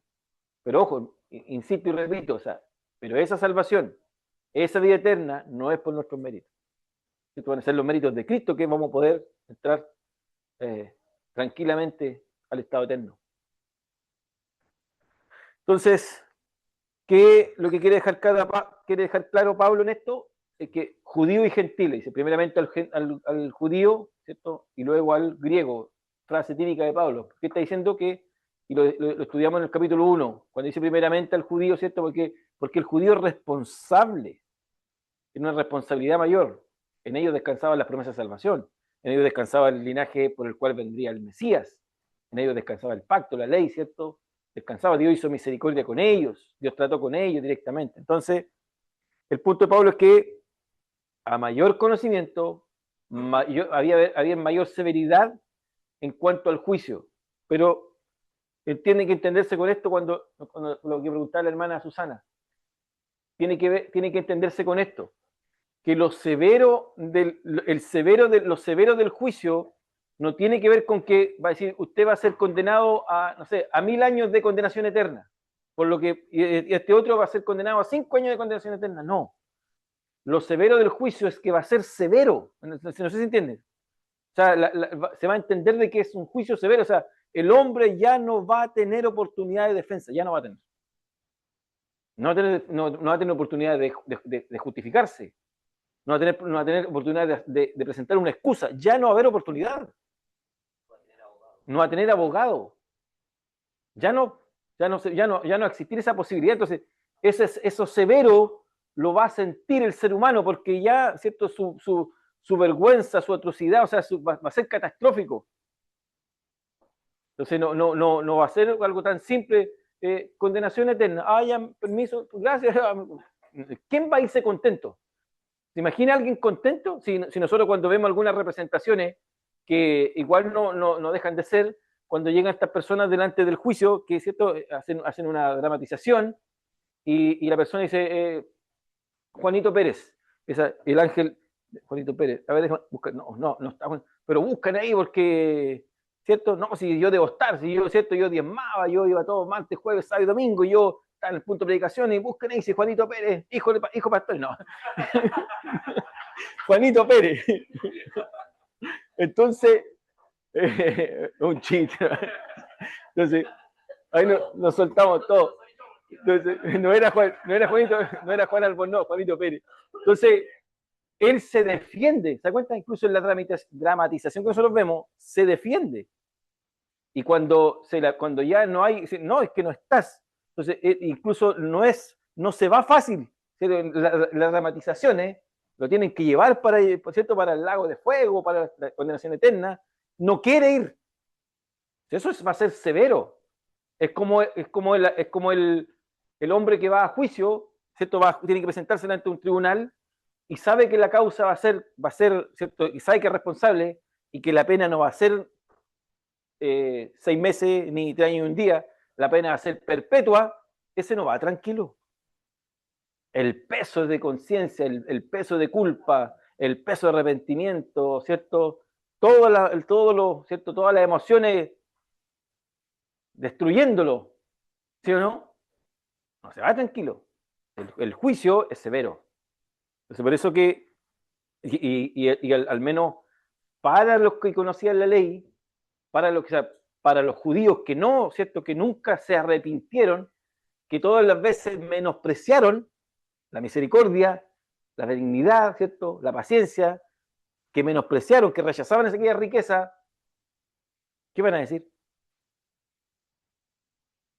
Entonces, por eso ahí coloqué, luego ven y estudian Mateo 10, Mateo 11, Lucas 10, que son paralelos, y hablan allí de la predicación del Evangelio, o sea, se puede predicar el Evangelio, o sea, ellos no solamente conocieron la ley, conocieron el Evangelio en persona, predicado en persona. ¿Cuánto mayor castigo, dice, recibirán? Pero ese castigo habla de una severidad. Vivieron el castigo in situ, pero la vez, ¿cierto? Cuando se enfrenten al gran juicio, van a, no sé, se van a tomar la cabeza a 2 manos, van a hacer las pataletas por apellido. Yo no merezco el juicio si yo hice nada más que hacer. Nada más que hacer. Entonces, Pablo lo está acercando. Nadie va a escapar de este juicio. Nadie escapa de este juicio. Todos están sentenciados a muerte, nadie escapa. Todos van a condenación, nadie escapa. Pero y cuando se enfrenten, algunos, ahí gracias a Dios, dice que algunos van a ser salvos, van a recibir vida eterna. El punto, ¿cierto? Es que dice que finalmente dice, no son los oidores de la ley los justos ante Dios. Ahí Pablo nuevamente apunta a este concepto, no porque ustedes tengan la ley, ustedes van a estar exentos. O sea, tienen la ley, ¿cierto? Y por la ley van a ser juzgados. Pero el hecho de tener la ley no significa que van a estar exentos también, po. La tienen la ley, pero dice Pablo, dice, la ley hay que cumplirla. O sea, si tienen la ley, no pueden ser solamente oidores de la ley. Yo escucho la ley, voy todos los días a la sinagoga, yo recibo cierto los mandamientos, entro a mi casa y besan la cosita ahí, ¿cierto? Y hacen todos los rituales, pero en realidad dice que no, hay que cumplirla. O sea, no cumplir el rito, sino cumplir la ley. O sea, no significaba oírla y hacer y cumplir ciertos ritos, no. Había que cumplirla en el sentido de lo que la ley obligaba. Entonces, dice, porque no son los oidores de la ley los justos ante Dios, o que recibirán justicia delante de Dios, sino los hacedores de la ley serán justificados. Nuevamente Pablo, recuerden, no está hablando de que la justificación es por obra. Porque no porque hayan cumplido la ley van a ser salvos. Porque tendríamos que hacer una pregunta. ¿Quién efectivamente cumplió la ley en todo el Antiguo Testamento? ¿Habrá alguno que haya cumplido la ley en el Antiguo Testamento perfectamente y que haya sido justificado por el cumplimiento de aquella ley? Nadie. Absolutamente nadie.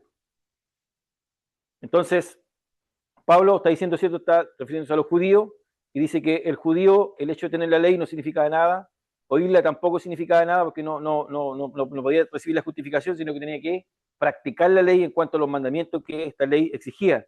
Entonces, pero tenía que cumplirlo completamente. El punto es, ¿cierto?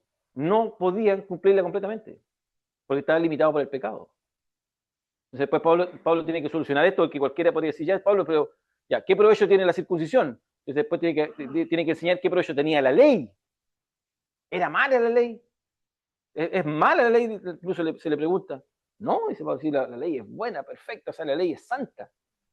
El problema de la ley es que, claro, no les daba la garantía total para que fuesen salvos. Porque la ley en realidad, ¿qué es lo que hacía? Le daba a conocer quién era.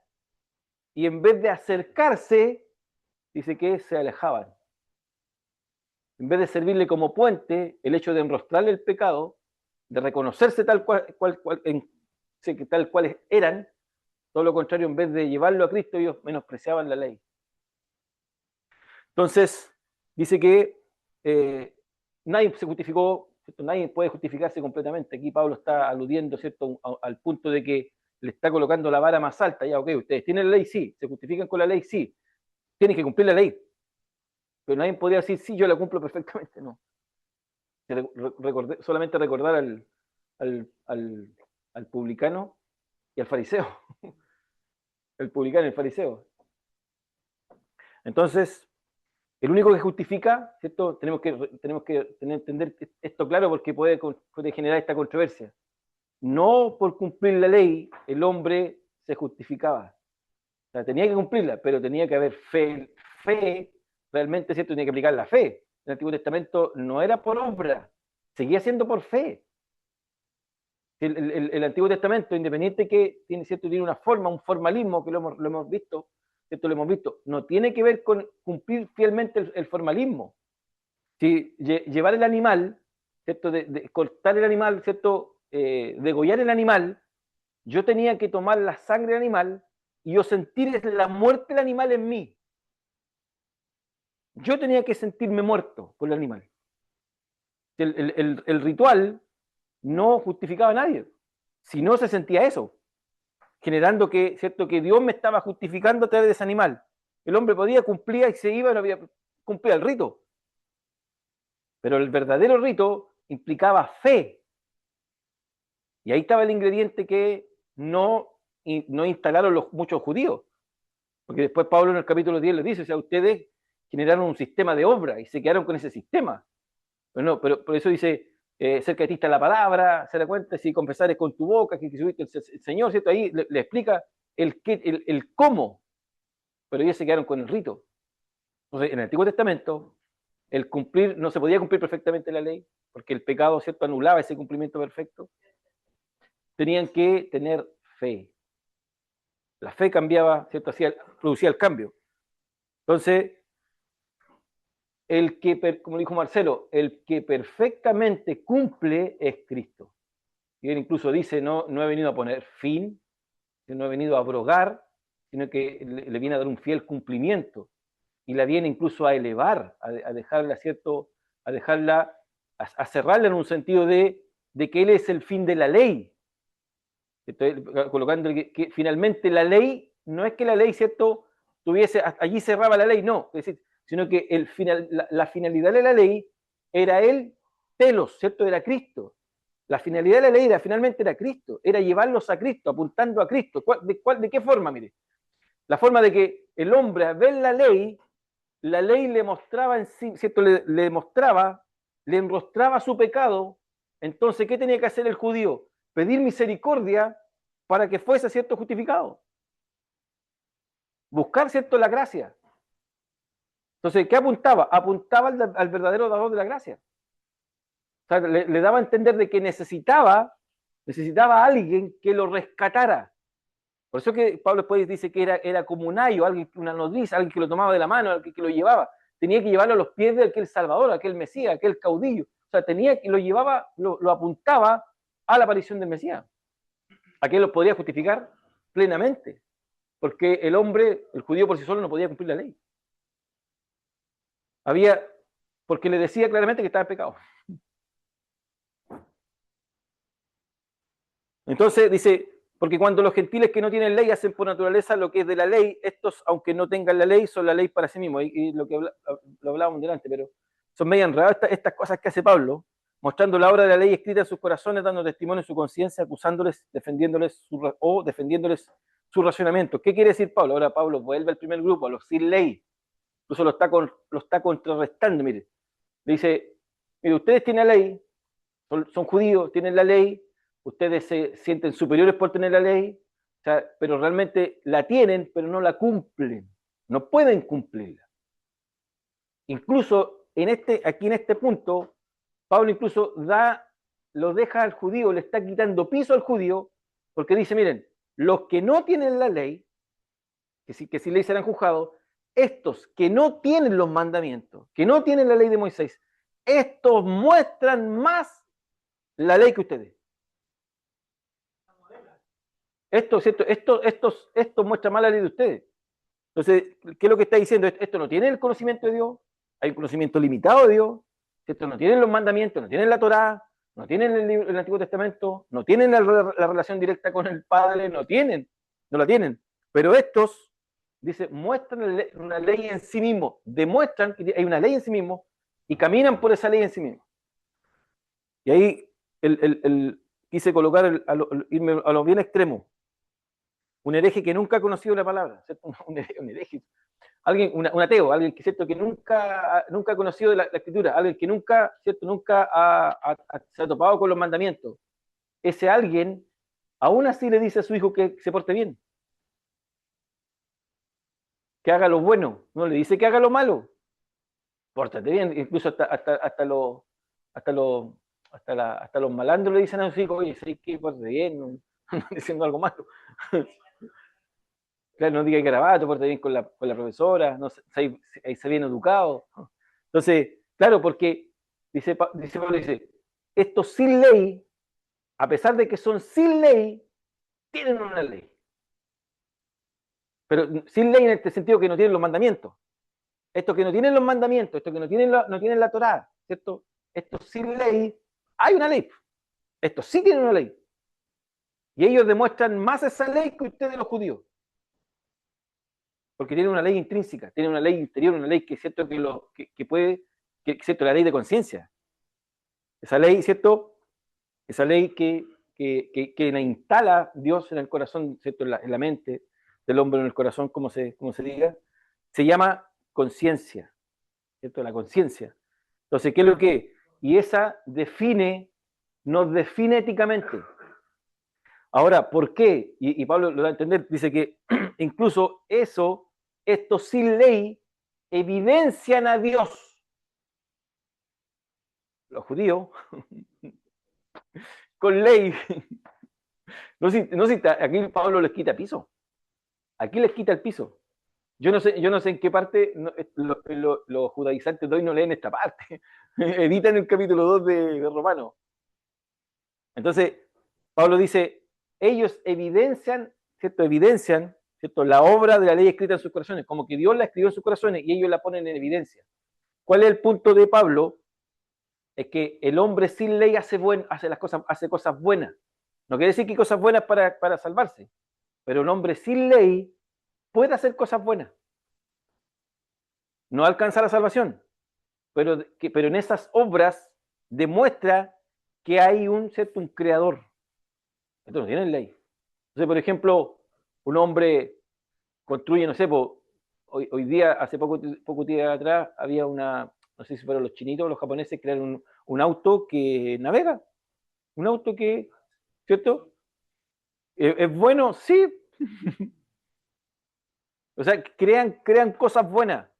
La inteligencia artificial que sirve para algunas cosas, ¿cierto? La navegación de internet para tener información, la gente que escribe libros, tiene imprenta, son cosas buenas. Nadie podría negar, edificios, ascensores que facilitan la vida, son cosas buenas. Entonces, Pablo está diciendo que aquello bueno que el hombre puede hacer, ¿cierto? Está demostrando que hay una ley en ellos. Entonces, ahí coloqué algunos puntos, unas definiciones de conciencia de Shakespeare y de Confucio. Ambos apuntan, ¿cierto?, que dice que la conciencia es la voz del alma, de las pasiones, la voz del cuerpo, la voz interna. Confucio dice que la conciencia es la luz de la inteligencia que ayuda a distinguir entre el bien y el mal.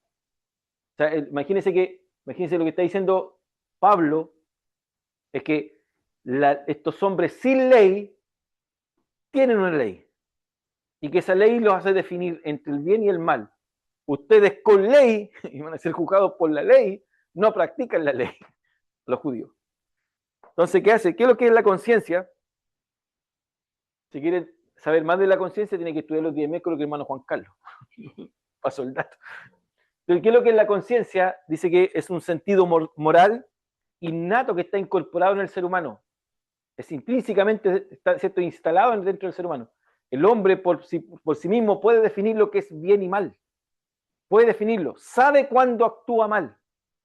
Sabe cuándo actúa bien. Sabe. Sin la necesidad de tener ley. O sea, hay un sentido de conciencia, hay una ley de conciencia. Como decía, una ley natural. Si nosotros hacemos, por ejemplo, una línea de Adán hasta el Sinaí, había ley de conciencia. Había ley de conciencia. Y todos los que no han recibido la Torá, la ley o los mandamientos, ¿cierto?, no han recibido nunca una Biblia, ley de conciencia. Hay una ley natural. Entonces, ¿qué es lo que hace esta ley de conciencia, o esta ley que define el bien y el mal, cuando el hombre, ¿cierto?, tiene el propósito de que el ser humano entienda lo que es la culpa? ¿Se recuerdan lo que le pasó a Adán y Eva? ¿Se recuerdan cuando estamos conversando de Génesis 3? Adán y Eva cometen el pecado, sentimiento de culpa. Se activó la conciencia. Fueron acusados en sus conciencias. Ellos sintieron el peso de la culpa, ¿se recuerdan? Sintieron el peso de culpa, conciencia. La conciencia lo acusó, cometieron un pecado. O sea, eso que hicieron estaba mal. Y no solamente sintieron la culpa, sintieron vergüenza, se escondieron, etcétera, etcétera, hicieron traje. ¿Se da cuenta? Entonces, se instala, ¿cierto?, esta capacidad que está, ¿cierto?, que lo deja al hombre allí, le instala esta ley, esta nueva ley. Porque haciendo un pequeño resumen o retrotrayendo lo que vimos, ¿cierto?, el hombre estaba capacitado, tenía unas capacidades, ¿cierto?, que eran los instintos, 5 instintos. Entonces, esos instintos están en una perfección. Caen, ¿cierto?, el hombre cae, y lo primero en la ley de conciencia, ¿cierto?, como que se hubiera prendido el chip o el switch de la conciencia. Y el hombre ahora ya define el mal, ¿cierto? Lo practica el mal. Y al practicar el mal, ¿cierto?, se acusa a sí mismo, se está acusando. O sea, incluso antes de que el hombre llegue delante del Señor, ya está acusado, se está acusando a sí mismo. Ya va acusado. Entonces dice que la conciencia es un mecanismo puesto por Dios en cada persona que responde con defensa o acusación de sí mismo. Es un mecanismo de reflexión, el cual uno puede incluso medir, ¿cierto? Según la ética, ¿cierto? Con la conformidad, si está conforme o no con las normas. Yo defino si me paso el rojo o no me paso el rojo. Si me defino si yo boto la basura, yo boto basura a la calle. O sea, yo sé que no debo hacerlo. Hay una ley que me está incluso rigiendo. Bueno, como salvos, se supone que como salvos el estándar de conciencia se eleva. Ya no es el mismo, ya no estamos, ya no se eleva. Nuestros estándares ya están medidos según los estándares de la ética, de la moral cristiana, o sea, aumenta.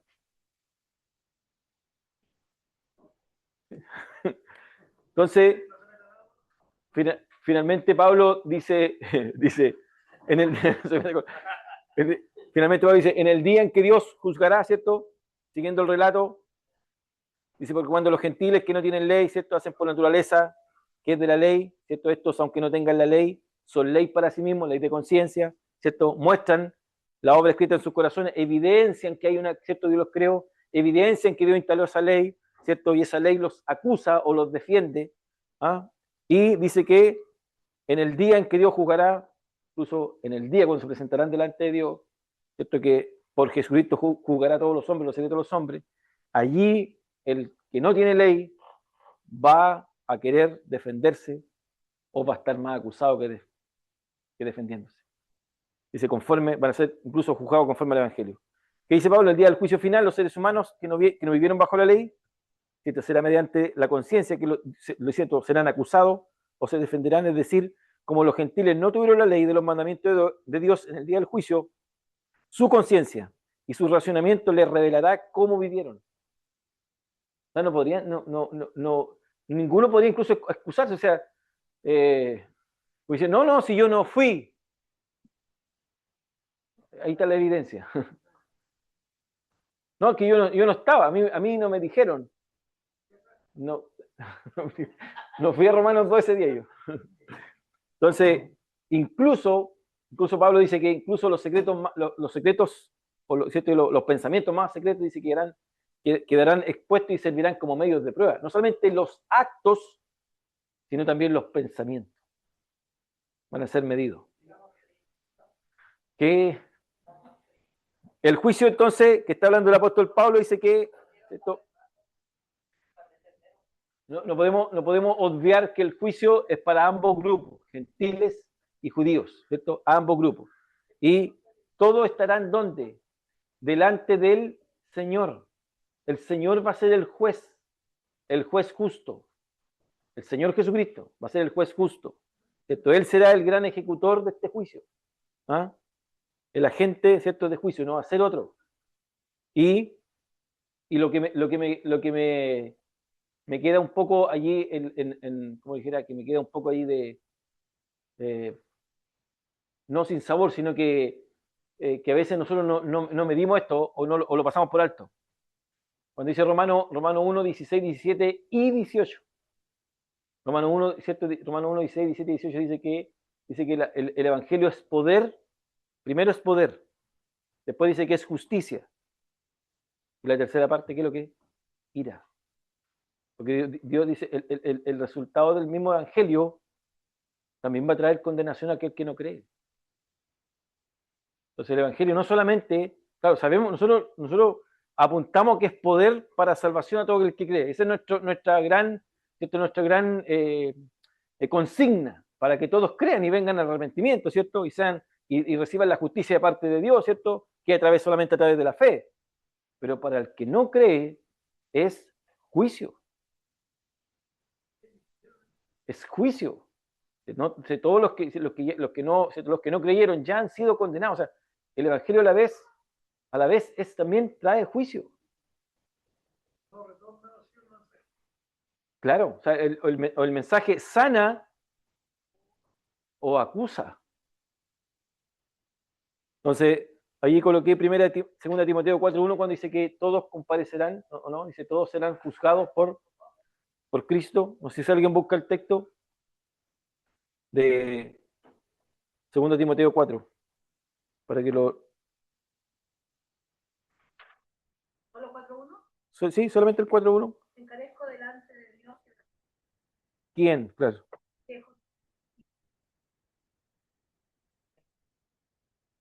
Que juzgará a los vivos y a los muertos. Y 2 Corintios 5:10.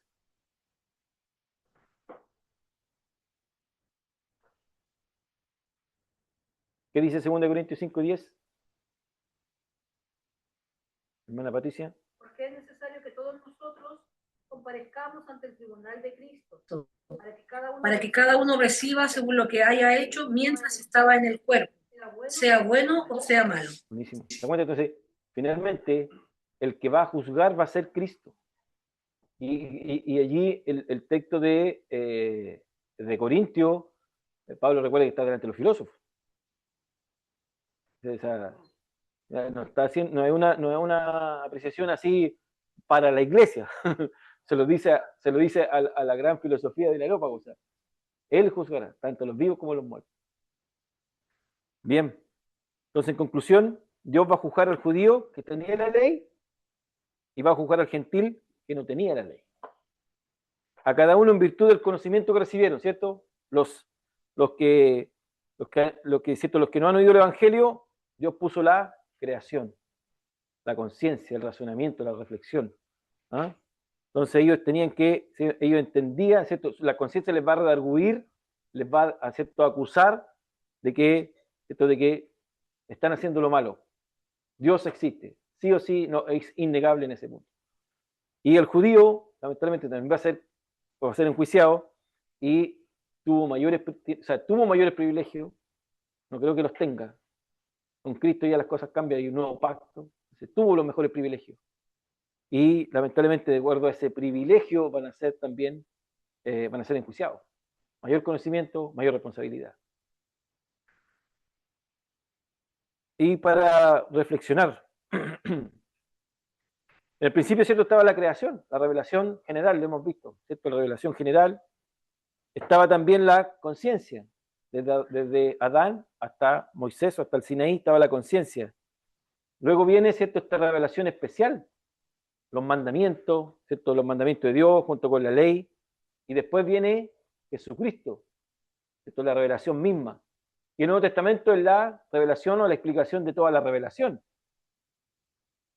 Si nosotros hacemos una reflexión, imagínense, todo eso, todo aquello, es la suma de todas las riquezas divinas que Dios demuestra y que sigue mostrando. O sea, Dios no se quedó con la revelación general, sino que da un paso más. ¿Cierto? Va por la revelación, por la escritura.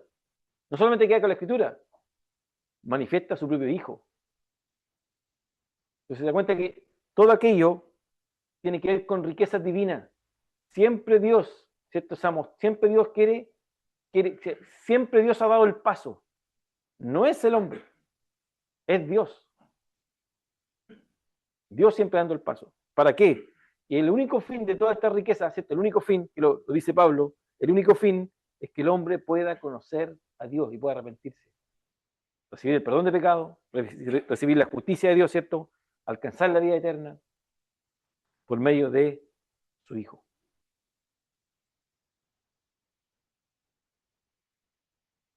Perdón, este es el texto del Areópago. Me había confundido. Este es el texto del Areópago, en ellos. Cuando Pablo le dice, pero Dios, habiendo pasado por alto los tiempos de esta ignorancia, ahora manda. Digo lo que hay entre paréntesis.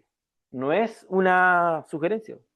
Dios nos está invitando, Pablo nos está invitando, dice, ahora manda que todos los hombres, o sea, manda a todos los hombres, en todo lugar, que se arrepientan. Por cuanto dice, establecido un día, ojo, Pablo, ahí está en el Areópago. Por cuanto dice, ha establecido un día el cual juzgará al mundo con justicia por aquel varón, en este caso su hijo, a quien designó, dando fe a todos con haberle levantado de los muertos. Amén.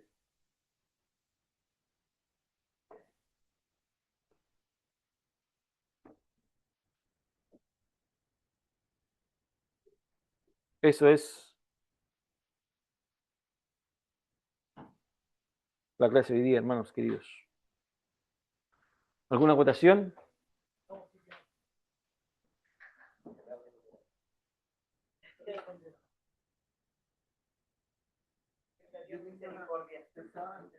Clase, durante todo el desarrollo de la clase, y esto se podría comparar hoy día a los legalistas, a los cristianos, no los judíos gentiles, hoy son los legalistas y los que viven más que nada pegados a la gracia, o que procuran no ser legalistas, o están acostumbrados de eso, para vivir una vida de gracia y también entregando gracia, porque el legalista pone la ley por sobre lo que Dios puede hacer en una persona, incluso hasta llegamos al límite de ponerlo sobre aquellos que se convierten recién, en un mes de convertido, y ya le estamos poniendo la ley encima. Yo recuerdo un ejemplo muy particular, en iglesia en otra ciudad de Salta, que yo la visité una vez, y en una semana llegó una pareja, inconversa, totalmente inconversa, de visita y alguien lo invitó seguramente. Y les preguntaron si eran un matrimonio, porque estaban juntos con un hijito. Entonces le dijo, no, que no estaban casados. Bueno, esperamos que el Señor le ayude a poner en regla las cosas para que sigan teniendo. Entonces, no volvieron más. Entonces, cuando escuchaba esta clase, pensaba mucho en eso, que hoy en día los legalistas son los judíos de este tiempo.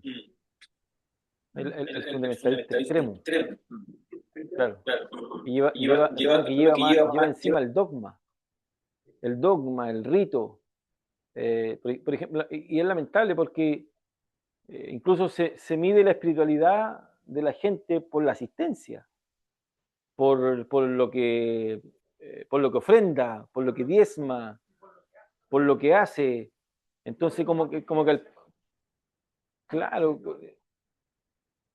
Entonces, ¿cuál es el grave problema? Que nosotros se supone que el Señor Él pagó el mismo precio por todos nosotros. O sea, Él pagó el precio. Nosotros no pagamos ningún precio, o sea, primero que nada, o sea, y nuestra espiritualidad no se mide por eso, jamás se va a medir por eso. Por 2 horas de culto, no, es imposible. Menos, o sea, ¿por qué? Porque nosotros vivimos 24 horas fuera. O sea, por eso que jamás, incluso no se nos va a medir, o sea, se mide a Cristo. Pero nosotros como somos siervos, por amor a Él, tratamos de agradarle a Él en todo, o sea, buscando el agrado de Él. Pero no para tener más favor, para tener más bendiciones, porque voy a ganar más parte del cielo, no tengo mi terrenito, tiene más hectáreas que el otro, no. Entonces, cuando como decía Marcelo delante, cuando lleguemos al momento de y estemos enfrente de, vamos a decir, bendito seas tú, Dios, gracias Señor, gracias Cristo, lo único que vamos a querer es darle gracias, porque primero vamos a ver en persona, y vamos a decirle gracias. O sea, no vamos a tener palabras para decir, vamos a decir acuérdate que yo hice esto, no, gracias. Hermano Saúl, ¿quiere decir algo? Lo que mencionaba anteriormente de los legalistas se puede prestar mucho quizás también para ese concepto de doble vida. A veces somos una persona en la iglesia y otras veces somos otro tipo de personas en la vida diaria. Que igual eso, el tema del legalismo vamos a caer. Y otra reflexión que me llamó mucho la atención fue el tema de cómo Dios siempre estuvo buscando al hombre. A pesar de no haber manifestado la ley escrita, a través de la conciencia, siempre él ha buscado la forma de conectar con el humano. Y que a veces inclusive el humano no pesca las señales que Dios nos da. Lo triste es que después Pablo en el capítulo 3 llega a concluir, dice, es que nadie busca a Dios. Nadie busca a Dios, o sea, nadie busca a Dios, nadie. Entonces uno dice, entonces ¿quién? O sea, Él sale al encuentro, Él es el que nos busca, Él es el que nos llama, Él es el que hace Él es el que hace la obra, Él va a generar la forma, Él va a generar el medio. Él se hizo con la palabra propicio. Él propicia todo. Él se acerca a nosotros. O sea, toda la obra, por eso toda la obra le pertenece a Él. De la obra de salvación es perfectamente divina. Perfectamente divina. Si tuviera un ápice de imperfección, la obra no sería por gracia, sería por obra y no. Es perfectamente divina. O sea, Dios en todo. Dios en todo. Y aunque alguno se pueda tildar de calvinismo, no es calvinismo, es lo que la Escritura nos está apuntando. Y tenemos que agradecer a Calvino y tenemos que agradecer a Arminio, grandes pensadores que colocaron base en momento de su tiempo, y que incluso nos han hecho profundizar con mayor gana la Escritura. Bien por ello, aplauso para ellos, chapó, como dice un amigo. Pero realmente el que hace la obra, siempre está haciendo la obra, es Dios. El hombre no puede nacerse de nuevo. Primer punto. Názcase de nuevo, señor Nicodemo. Názcase de nuevo. Názcase de nuevo, señor Nicodemo. Pero si tú eres maestro de la ley, señor Nicodemo, maestro de la ley, názcase de nuevo. No. Porque no sabe por dónde, incluso dice, el Espíritu viene por donde nadie sabe y tampoco no es, porque la obra del Espíritu no se puede ver. Es una obra espiritual. Esto es una obra perfecta. Entonces, el que hace esa obra de hacer nacer al pecador, volver al pecador de la muerte, Pablo capítulo 2 de Efesios, estaban muertos en delito y pecado. Vuélvalo de la muerte, haga que un muerto se respire a sí mismo y se dé respiración boca a boca a sí mismo. No puede. Que el padre lleva al individuo en una forma. Como que lo arrastra. Arrastra para que. Y ahí donde Cristo dice: el que a mí viene, yo no lo echo fuera, yo lo dejo quedar. Porque el padre que me lo da, yo no lo echo fuera. O sea, declaramos que el hombre no puede. Hay una incompetencia, Estamos vivos, sí, pero hay una incompetencia, hay una incapacidad humana, una incapacidad espiritual. No podemos nosotros exponernos en una perfecta justicia delante del Padre. No podemos, estamos incapacitados. No podemos instalarnos, ¿cierto?, en una rectitud delante del Padre. No podemos declararnos justos delante del Padre. Eso es lo que va a estar diciendo Pablo. Y es por eso que hemos ido muy con el freno un poco puesto, para que podamos entender claramente qué es el pecado. ¿Qué es el pecado? ¿Cuál es lo catastrófico de la naturaleza pecaminosa y en el estado que el hombre está? En el estado que está, el hombre no puede. 3 capítulos, Pablo. Capítulo termina el 3:23, más o menos termina diciendo, no puede, el hombre incluso está destituido, no puede, está incapacitado, no puede. Entonces, ¿por qué no me he ido piano? No he ido piano, lo hemos ido lento. ¿Y por qué Pablo se dedica tanto tiempo a explicar esto? Para que los hermanos de la iglesia de Roma entendieran que la salvación no dependía absolutamente de ellos, no dependía de ellos. La salvación no depende de nosotros. No depende de nosotros, depende totalmente de Dios. Toda lo que es la enseñanza del Antiguo Testamento para demostrar de que a pesar de que Dios le colocó una ley al hombre para poder acercarse, el hombre en vez de acercarse a Dios huía más. Siempre arrancó y Dios siempre buscando al hombre para poder darle vida, para poder acercarse, y el hombre siempre huyendo de la presencia de Dios. O sea, nadie puede acercarse de una forma voluntaria. Ahí. No puede. Entonces, en esa condición está el hombre. Y en esa condición estábamos nosotros. Entonces, bendito sea Cristo que con un minuto, ¿cierto?, el Espíritu Santo hizo esa obra. Nos llevó, ¿cierto?, nos cambió, nos regeneró, nos iluminó, nos dio, ¿cierto?, nos hizo entender, y lo que el otro día conversábamos, nos hizo entender en cuán pecadores somos. Ahí ¿cierto?, nos colocó, ¿cierto?, en contra de, ¿cierto?, nos coloca en contra de, nos lleva al ring, nos coloca, ¿cierto?, contra las cuerdas, y ahí nos dice, ¿cuán pecadores estamos? Y la idea, en realidad la idea del evangelista es que dice que nos lleva cautivo, nos hace preso. El pecado nos deja ¿cierto?, nos deja preso, y es como que nos meten dentro de una celda. Y donde nos dice, ¿cierto?, no hay libertad. En ese trato del Espíritu Santo, en ese trato de que nos está convenciendo, nos está colocando en una convicción, pero además nos está haciendo convicto, nos deja presos. O sea, no merecen la libertad, estás preso. Entonces, el hombre se está dando cuenta, estoy en pecado. Entonces, la única forma es que, ¿cierto?, reclamen la justicia. ¿Cuál justicia? La propia no, la de Cristo. ¿Y quién es la justicia de Cristo? Sí, porque ahí se entendió que estaba en pecado. El hombre hoy día cree que está en pecado. Y se cree bueno, buenísimo. ¿No? Yo no le hago mal a nadie, yo no le molesto a mis vecinos, yo me porto bien, pago mis impuestos, todo bien, no soy malo. Pero el salvo dice, yo soy malo.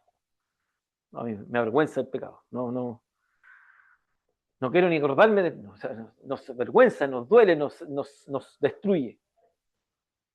Y sobre todo cuando sabemos que el Señor Dios dio la vida por mis pecados, peor aún. Bien, mis hermanos, 10:20. Veamos un mensaje. Hermano Rafael dice, hermano Rafael, lo mismo, saludos para todos los hermanos, bendiciones, gracias por la clase de hoy, dice. Nuestro hermano Samuel Urra dice, no importa la cantidad de obras, no sé si hermano Samuel, debe ser que el esposo de la hermana Mérida. No importa la cantidad de obras buenas o malas, seguimos siendo pecadores, solo por Cristo recibiremos salvación. Saludos, amén. Solo por Cristo. ¿Qué más tenemos? Se me arrancan los mensajes aquí, hermano. Nuestra hermana Marta Erice dice, mostrar la ley con ellos aplicable a las relaciones impersonales saludables. Se construye un hábito de buen vivir desde lo intrínseco. Mostrar la ley con los hechos, sí. Se generan buenas relaciones. Muchas gracias, hermano Samuel Urra dice, muchas gracias, mis hermanos, por la enseñanza, es la grandeza de nuestro Padre Celestial. Gracias. Nuestro hermano Daniel Araya dice, solo a él la gloria por las gracias hacia nosotros. Amén, nuestro hermano Daniel. Bien, mis hermanos, pedimos la bendición. ¿Alguien quiere decir algo? ¿No?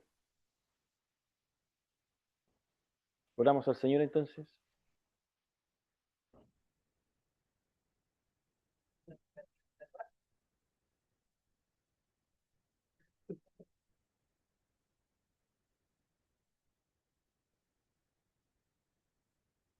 Señor Jesús, en esta hora te damos gracias por este momento, Señor, que hemos tenido, ahora hemos podido aprender tu palabra, Señor.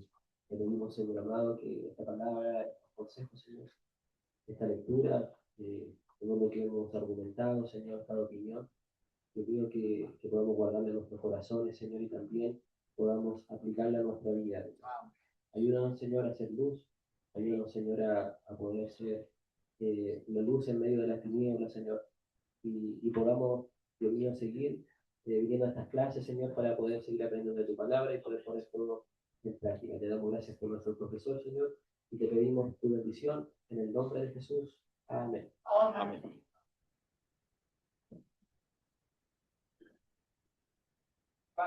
Me quedo pegado,